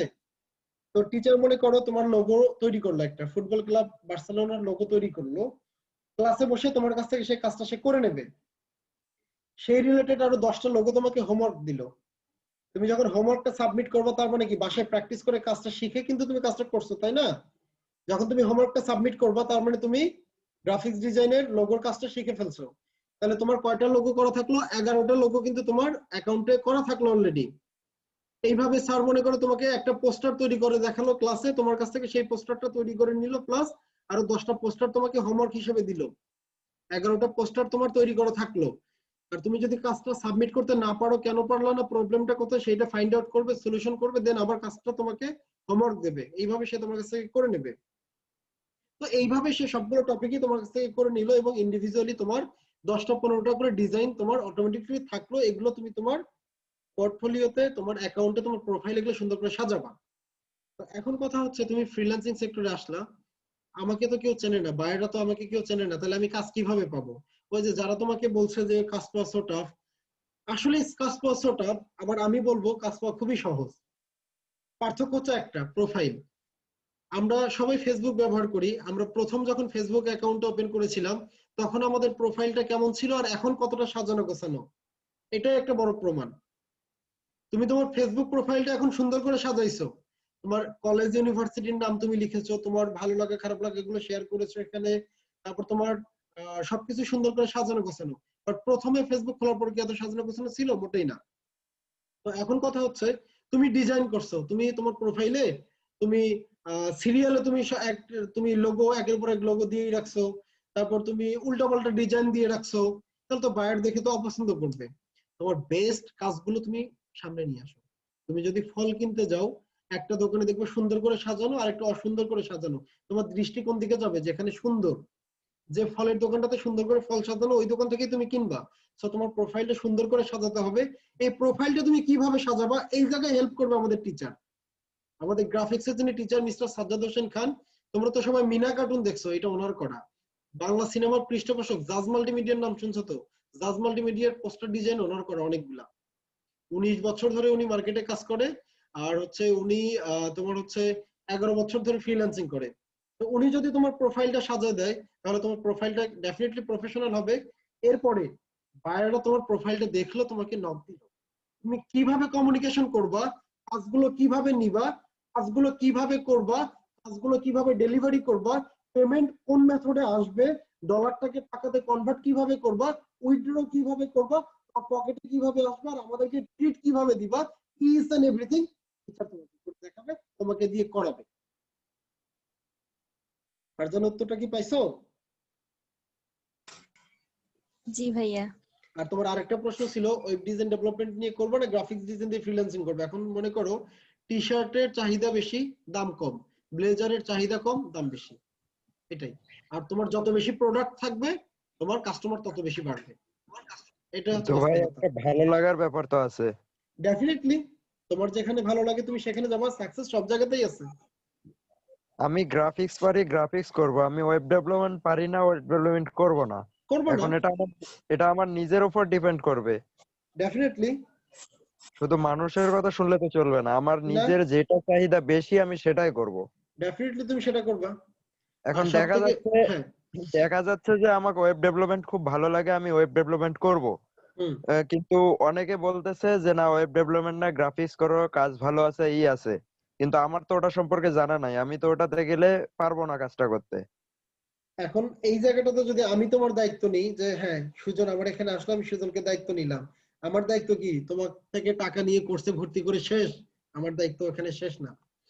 তোমাকে কেরিয়ার গাইডলাইন দেয়া, দেন তুমি যদি ভর্তি হও তোমাকে ভর্তি করানো, তুমি ঠিকঠাক ভাবে কাজ শিখতে পারতেছো কিনা সেই জিনিসটা তোমাকে ইনশিওর করা, টিচার তোমাকে 100% দিতে পারছে কিনা সেইটা দেখা, তুমি তোমার কাজটা কতটা করতেছো সেইটা দেখা, তোমার কাজগুলো কালেক্ট করা, তোমার কাজগুলোর উপর ভিত্তি করে তোমার একটা সিভি তৈরি করতে তোমাকে হেল্প করা, এই সিভিটা সাবমিট করা, তোমাকে জবের রেফারেন্স দেয়া, তোমাকে জব প্লেসমেন্ট করানো, প্লাস বাইরের সাথে কমিউনিকেশন করা, তুমি একটা সাকসেস যদি হইতে থাকো, ইচ এন্ড এভরিথিং আমার রেসপন্সিবিলিটি।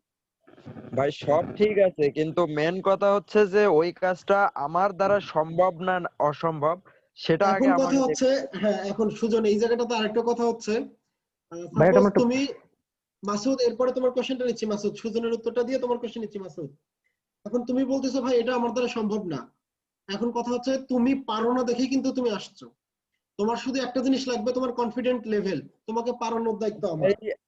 আমার কথাটা আপনি বুঝতেছেন না, বুঝাতে পারতেছি না, সেটা বুঝতেছি না আমি নিজেও। আচ্ছা ভাই আমি নামাজে যাব, আমার প্রশ্নটা আপনি আগে নেন তো, আপনি সুজনের সঙ্গে কথা বলেন। আচ্ছা মাসুদ বলো। মাসুদ আচ্ছা ভাই আমরা যা দেখি মানে পলিটেকনিক ইনস্টিটিউট গুলাতে, আবার ভার্সিটি গুলাতে, আবার ফরেনের ভার্সিটি গুলাতে, মানে সিএসসি তে, আচ্ছা আপনার মানে প্রোগ্রামিং এর ক্ষেত্রে আপনার ওই মানে সি থেকে শুরু, মানে সি দিয়ে তারা শুরু করে, মানে সব প্রতিষ্ঠানে সি দিয়ে কেন শুরু করে? আরো আদার্স আরো অন্য কোনো ল্যাঙ্গুয়েজ আছে? এখন কথা হচ্ছে আমি আগে সব প্রথমেই বলছিলাম সি সি প্লাস প্লাসটা সারা বিশ্বে কোথাও ব্যবহার করা হয় না সরাসরি, কিন্তু সি সি প্লাস প্লাসের তোমার হচ্ছে এদের যে কনসেপ্ট সারা দুনিয়াতে ব্যবহার হয়। তো এখন কথা হচ্ছে আমরা তো সরাসরি টেন্স পড়তে পারতাম, তাহলে আমরা সেন্টেন্স কেন পড়ি আর অ্যালফাবেট কেন পড়ি, বর্ণমালা কেন পড়ি, এবিসিডি কেন পড়ি বলো তো? এবিসিডি কেন পড়ি? এই জন্য প্রোগ্রামিং এর সি থেকে শুরু করি, স্ট্রাকচার প্রোগ্রাম কমপ্লিট করি, then object oriented program complete করি, দেন বাস্তব জীবনে চলে আসি। আচ্ছা ভাই, আমি আমার নিজের অভিজ্ঞতা থেকে একটা কথা বলতেছি। হ্যাঁ ভাই, বলো। আপনি কি শুনতে পাচ্ছেন? হ্যাঁ শুনতে পাচ্ছি। আমি তেমন কোনো প্রোগ্রামের সম্পর্কে আমার তেমন কোনো ইয়া নাই, জাস্ট পাইথন সম্পর্কে বেসিক টুকটাক জানা আছে। আমি যদি ভালো একটা প্রোগ্রামার হতে চাই, তাহলে আমাকে কি এট ফার্স্ট কি সি দিয়ে আমাকে শুরু করতে হবে? না, সি দিয়ে শুরু করতে হবে এমন কোনো কথা না। সি দিয়ে শুরু করতে হবে এমন কোনো কথা না। তুমি পাইথন দিয়ে শুরু করতে পারো, কোনো সমস্যা নেই। পাইথন শেখো, সাথে ডিজাঙ্গো ফ্রেমওয়ার্ক, জাঙ্গো ফ্রেমওয়ার্কটা শেখো।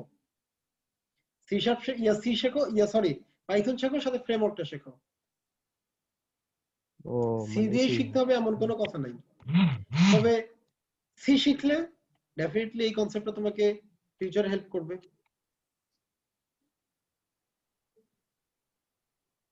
ভাইয়া আমার একটা প্রশ্ন ছিল। হ্যাঁ বলো আলামিন।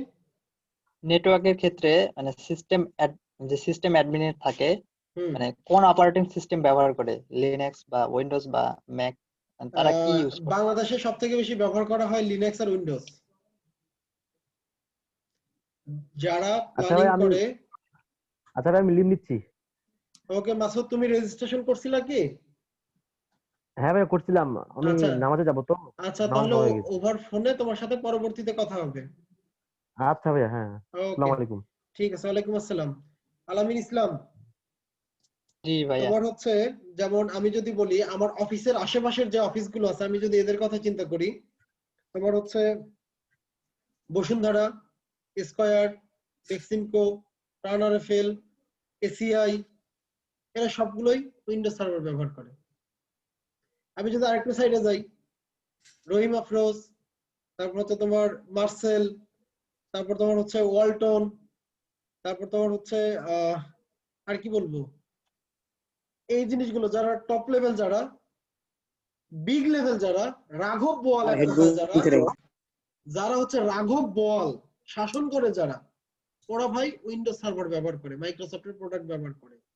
আর যারা রাঘব বোয়াল না, low mid level high level, সব লিনাক্স ব্যবহার করে।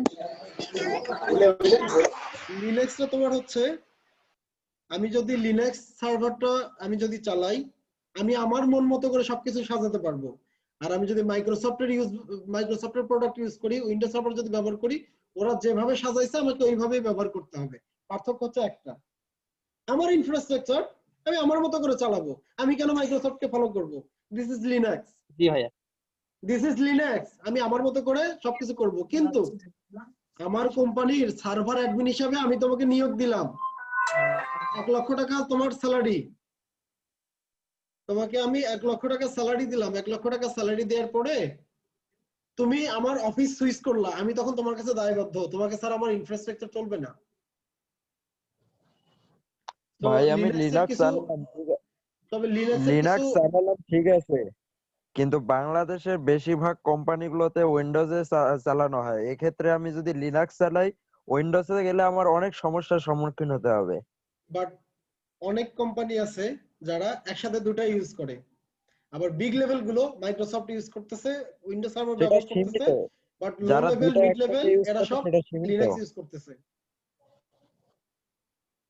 যারা লো লেভেল এবং মিড লেভেল এরা হচ্ছে লিনাক্স ইউজ করতেছে, বাট বিগ লেভেল যারা এরা কোন ভার্সনটা ইউজ করে, মানে লেটেস্ট ভার্সন যেরকম এখন লেটেস্ট ভার্সনটাই ব্যবহার করবে।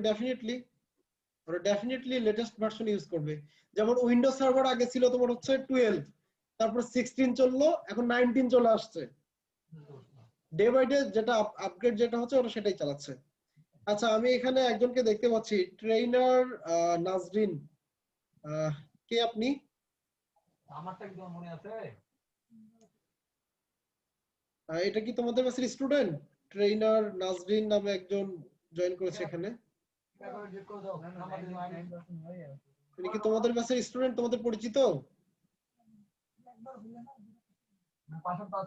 না ভাইয়া ভাইয়া গ্রুপে নাই, আমাদের গ্রুপে এমন কেউ নাই, আমরা চিনি না। আমার জানা মতে তো নাই।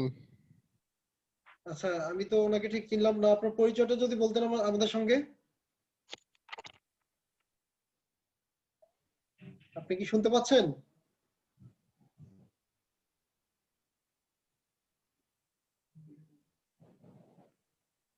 কথা বলছে না কেন উনি?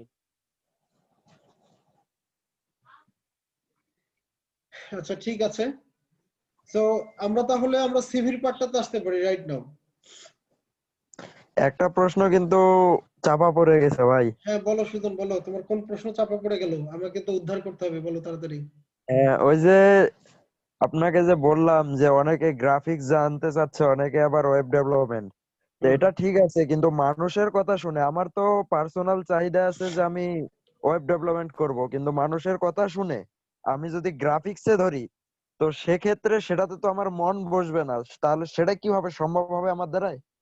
এখন কথা হচ্ছে সব থেকে মেইন প্রায়োরিটি তুমি দিবা নিজেকে, মেইন প্রায়োরিটি দিবা তুমি নিজেকে, যে আমি আসলে কোনটা চাচ্ছি। আমার গ্রাফিক্স ডিজাইন ভালো লাগে, ওকে আমি গ্রাফিক্স ডিজাইনই করব, বাট আমাকে একজন বুদ্ধি দিচ্ছে, পরামর্শ দিচ্ছে যে আমাকে বুদ্ধি দিচ্ছে, পরামর্শ দিচ্ছে যে তুমি ওয়েব ডিজাইন ডেভেলপমেন্ট করো। এখন আমি যদি মন স্থির করি যে হ্যাঁ আমি চেষ্টা করব, ডেফিনেটলি সম্ভব।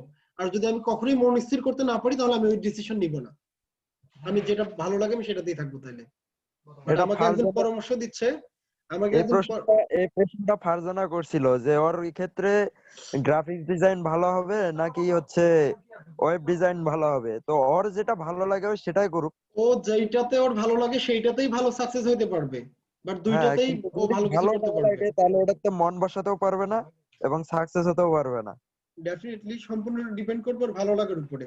যেমন আমার ভালো লাগে .NET, আমাকে যদি একজন বলে যে ভাই পিএইচপি তে আপনি আসেন, পিএইচপি করেন, পিএইচপি এটা পিএইচপি সেইটা, কেন? আমি তো যাব না। আমার ভালো লাগে এটা, আমি এটা করব। সাপোজ আমার ভালো লাগে ওয়েব ডিজাইন ডেভেলপমেন্ট, আমি গ্রাফিক্সে যাইতে বলতেছি, আমি যাব না।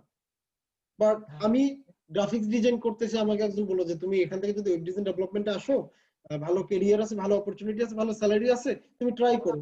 আমি একটু রিসার্চ করলাম, দেখলাম, জানলাম, বুঝলাম, হ্যাঁ আসলে এটা করলে ভালো হবে, ঠিক আছে, মনস্থির করলাম করব, আমি প্রশিক্ষণ নিলাম, কাজ শিখলাম, প্র্যাকটিস করলাম, আমি সাকসেস। সম্পূর্ণ ডিপেন্ড করবে আমার উপর। আমি যদি থিঙ্ক করি যে হ্যাঁ আমি এখানে যাব, আমি তাহলে যেতে পারবো। আর যদি আমি এটা থিঙ্ক করি যে না আমি এখানে যেতে পারবো না, তাহলে আমি ওখানে যেতে পারবো না। এটাই। হ্যাঁ ভাইয়া। হ্যাঁ আল মাহমুদ ভাইয়া আসলে আমি ফুল স্ট্যাক ওয়েব ডেভেলপার যদি হতে চাই তাহলে আমাকে ধারাবাহিকভাবে কি কি ক্লিয়ার করে আসতে হবে, মানে কি কি শেষ করতে হবে, আর অ্যাকচুয়ালি যদি আমি 6 মাস বা 4 মাসের মধ্যে যদি আমি এটা ফুললি শিখতে চাই প্রফেশনালি, তাহলে আমাকে কত পরিশ্রম বা কতটুকু সময় ব্যয় করতে হতে পারে? আচ্ছা সাপোজ তুমি প্রফেশনাল ওয়েব ডিজাইন ডেভেলপমেন্ট শিখতেছো 10 বছর বা 15 বছর ধরে কাজ করো বা 20 বছর ধরে কাজ করে একজন এক্সপার্টের কাছে, সে তোমাকে কি শেখাবে? যে নিজে যে প্রবলেমগুলো ফেস করছে সে তোমাকে সেই জিনিসগুলো শেখাবে, তাই না? তাকে যে কাজগুলো করতে হয়েছে সেই কাজগুলো সে তোমাকে দ্বারা করাবে, তোমাকে শেখাবে। তো এখন কথা হচ্ছে টিচার ক্লাস নিচ্ছে, মনে করো সপ্তাহে 2 দিন বা 3 দিন, 2 ঘন্টা বা 3 ঘন্টা করে ক্লাস নিচ্ছে।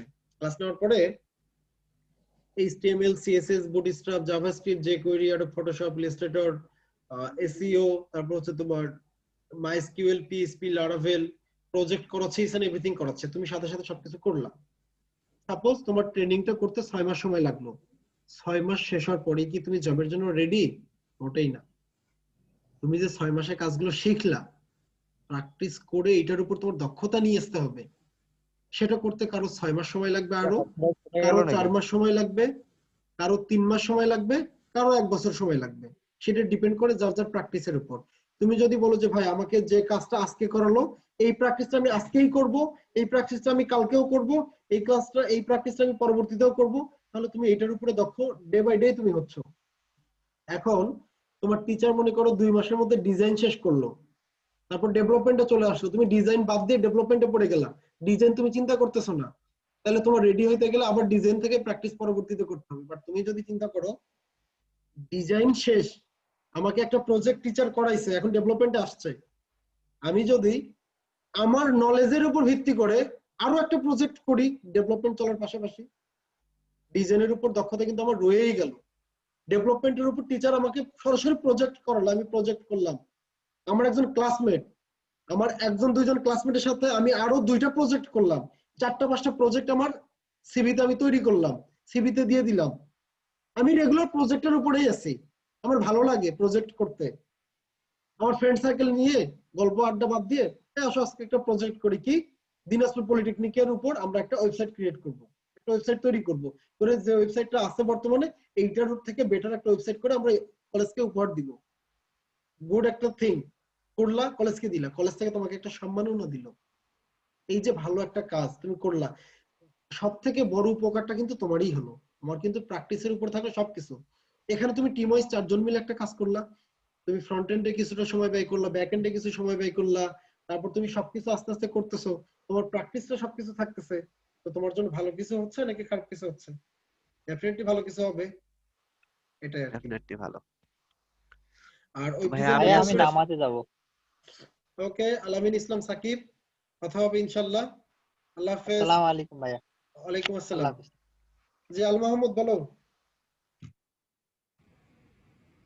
জি ভাইয়া, বলতে চাচ্ছিলাম যে আমি যদি 6 মাসের মধ্যে একটা প্রফেশনাল ফ্রিল্যান্সারের সিভি তৈরি করে কাজ পেতে চাই, তাহলে আমাকে কি পরিমাণ পরিশ্রম বা দৈনিক কতটুকু সময় দেওয়া লাগতে পারে?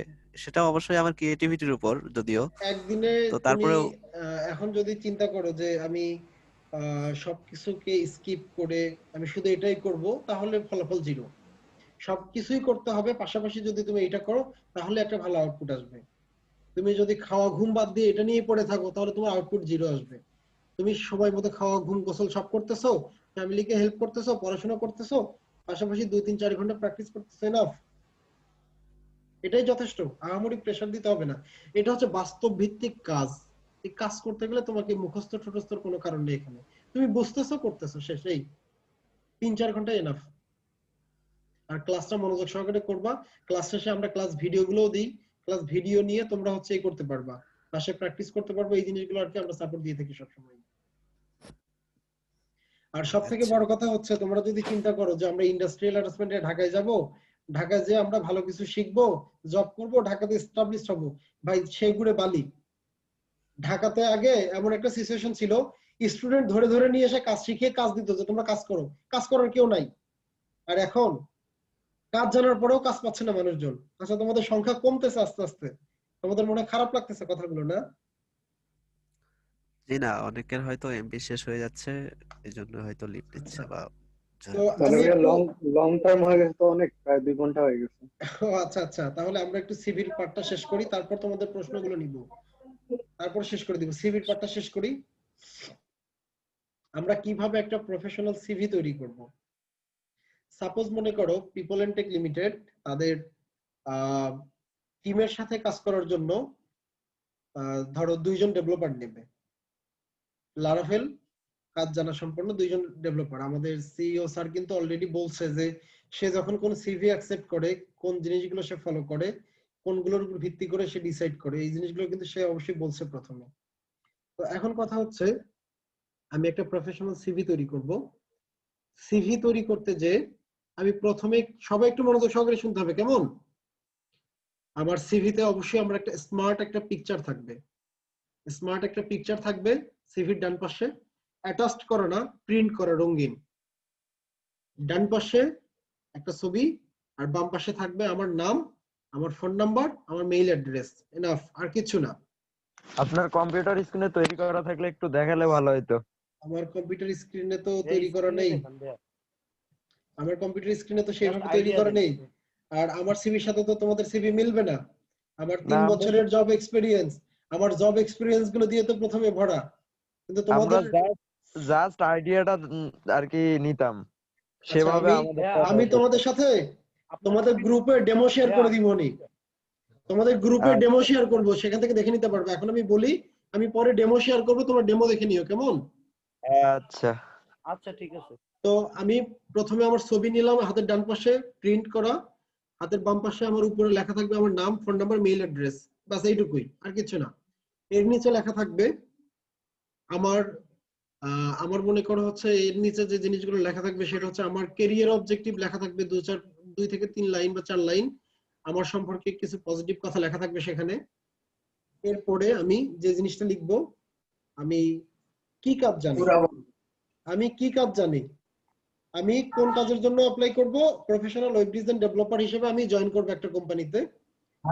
সো দেখা গেল আমি উপরে একটা প্রজেক্টের নাম লিখলাম যে আমি একটা ই কমার্সের উপর একটা প্রজেক্ট আমি করেছি, ই কমার্সের উপর একটা প্রজেক্টের নামটা লিখলাম। এই প্রজেক্টটা কমপ্লিট করতে আমি কি কি টুলস ইউজ করেছি, আমি কি কি টপিক নিয়ে কাজ করেছি। সাপোজ আমি ওখানে দিলাম যে আমি এখানে HTML CSS বুটস্ট্র্যাপ জাভাস্ক্রিপ্ট দিয়ে একটা ফ্রেমওয়ার্ক ইউজ করেছি, সাথে আরো ফটোশপ ইলাস্ট্রেটর ইউজ করেছি, দেন আমি হচ্ছে এরপর হচ্ছে ডাটাবেস ইউজ করেছি, ল্যাঙ্গুয়েজ ইউজ করেছি, ফ্রেমওয়ার্ক ইউজ করেছি। এই জিনিসগুলো আমি তুলে ধরলাম। আমার এই ওয়েবসাইটটা কি রিলেটেড, এখান থেকে কি আউটপুট পাবে, আমি এই জিনিসগুলো তুলে ধরলাম। একটা টপিক গেল। সেকেন্ড টপিকে এসে আমি আরো একটা প্রজেক্ট করেছি আমার সার্কেলের সাথে, ফ্রেন্ড সার্কেলের সাথে আমি আরো একটা প্রজেক্ট করেছি। প্রজেক্টের নাম সাপোজ সেটা হচ্ছে কলেজ ম্যানেজমেন্ট, দিনাজপুর পলিটেকনিকের আমি ওয়েবসাইট তৈরি করছি। সেখানে আমি কি কি টুলস ব্যবহার করছি সেগুলো আমি তুলে ধরলাম। এখানে আমার বিশেষত্বটা কি, এগুলো তুলে ধরলাম। তারপর আমি আরো একটা প্রজেক্ট আমি সেখানে শেয়ার করলাম, ডিজাইনের উপর প্রজেক্ট দিলাম। আমার প্রথম 1-2টা পেজ আমি শুধু আমার প্রজেক্ট দিয়েই, আমার কাজ দিয়ে আমি আমার সিভিটা তৈরি করলাম। তারপর আমি আমার প্রজেক্ট সম্পূর্ণ করলাম। এরপরে আমি আমার শিক্ষাগত যোগ্যতাটা তুলে ধরতে পারি, আমি একজন ব্যাচেলর ডিগ্রি কমপ্লিট করা অথবা আমি একজন ডিপ্লোমা, আমি এটা তুলে ধরলাম। ইউনিভার্সিটি বা কলেজ কোথা থেকে পড়ছি, বাস এইটুকুই, আর কিছু না। এইটুকুই হচ্ছে আমার একটা প্রফেশনাল সিভি, আমার আর কিছুর দরকার নেই। এখন কথা হচ্ছে ভাই, আমার তো present address, permanent address, nationality, blood group এগুলো কিছুই তো দিলাম না, তাহলে কিভাবে যোগাযোগ করবে? সিভির উপরে তোমার ফোন নাম্বার আর মেইল অ্যাড্রেস আছে, যোগাযোগের জন্য এইটুকুই কি যথেষ্ট না? এখন কি সিভি পাঠানোর পরে মানে তুমি কি সিভি, সাপোজ আমি এখানে ভ্যাকেন্সি দিছি, তুমি কি সিভি আমাকে ডাক মানে কি বলে ডাকঘরের মাধ্যমে পাঠাবা নাকি মেইল করবা? অবশ্যই তুমি আমাকে মেইল করে দিবা এটা, তাহলে ডাকঘরের দরকার নেই আমার আর। এখন তুমি যখন আমাকে এটা মেইল করে দিবা, তো তোমার মেইল অ্যাড্রেসটুকুই যথেষ্ট, বা আমার মেইল অ্যাড্রেসটুকুই তোমার থাকা যথেষ্ট। তোমার সিভিটা আমি কালেক্ট করলাম, সবকিছু ভালো লাগছে, তোমাকে আমি ইন্টারভিউর জন্য ডাকলাম, তুমি আসলা, আমি সবকিছু কিন্তু মেইলে সবকিছু করতেছি তোমার সাথে। তো তোমার প্রেজেন্ট অ্যাড্রেস, পার্মানেন্ট অ্যাড্রেসের আমার কোনো দরকার নাই। এগুলো হচ্ছে সিভিতে বাজে কথা। আরেকটা জিনিস, অনেকেই বাবার নাম, মায়ের নাম, দাদার নাম এই জিনিসগুলো লেখে, আমার এই জিনিসগুলোর তো দরকার নাই। আমি যদি একটা কোম্পানিতে সুযোগ পাই, ডেফিনেটলি কোম্পানি আমার এনআইডি কার্ডের একটা ফটোকপি নেবে, সেখানে আমার নাম, আমার প্রেজেন্ট অ্যাড্রেস, আমার পার্মানেন্ট অ্যাড্রেস, আমার বাবার নাম, আমার মায়ের নাম, আমার এনআইডি কার্ডের নাম্বার, আমার ডেট অফ বার্থ, আমার ব্লাড গ্রুপ সবকিছু সেখানে থাকবে। তো আমাকে এই জিনিসগুলো তো সিভিতে তুলে দেওয়ার দরকার নেই।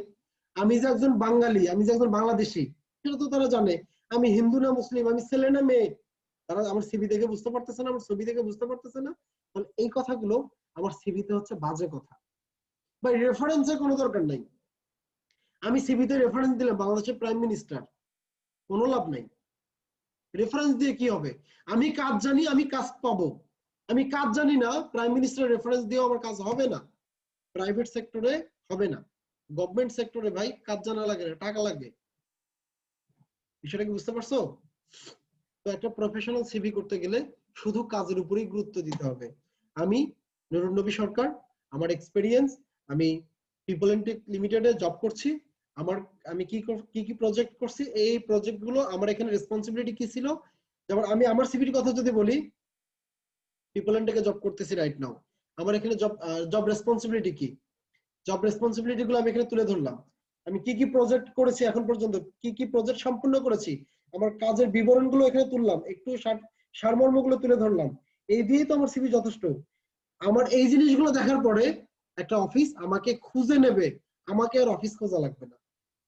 তো প্রফেশনাল একটা সিভি সম্পর্কে আশা করি সবাই আইডিয়া পেয়ে গেছে। আর আমি একটা ডেমো শেয়ার করে দিব গ্রুপে, সবাই এখান থেকে দেখে নিতে পারবা। আর হচ্ছে আমি আজকের যে সেশনটা সম্পূর্ণটা আমি রেকর্ডিং করেছি, সো এইটা আমি গ্রুপে আপলোড করে দিব। আমার একটা ইউটিউব চ্যানেলের মাধ্যমে আমি এখানে আপলোড করে দিব।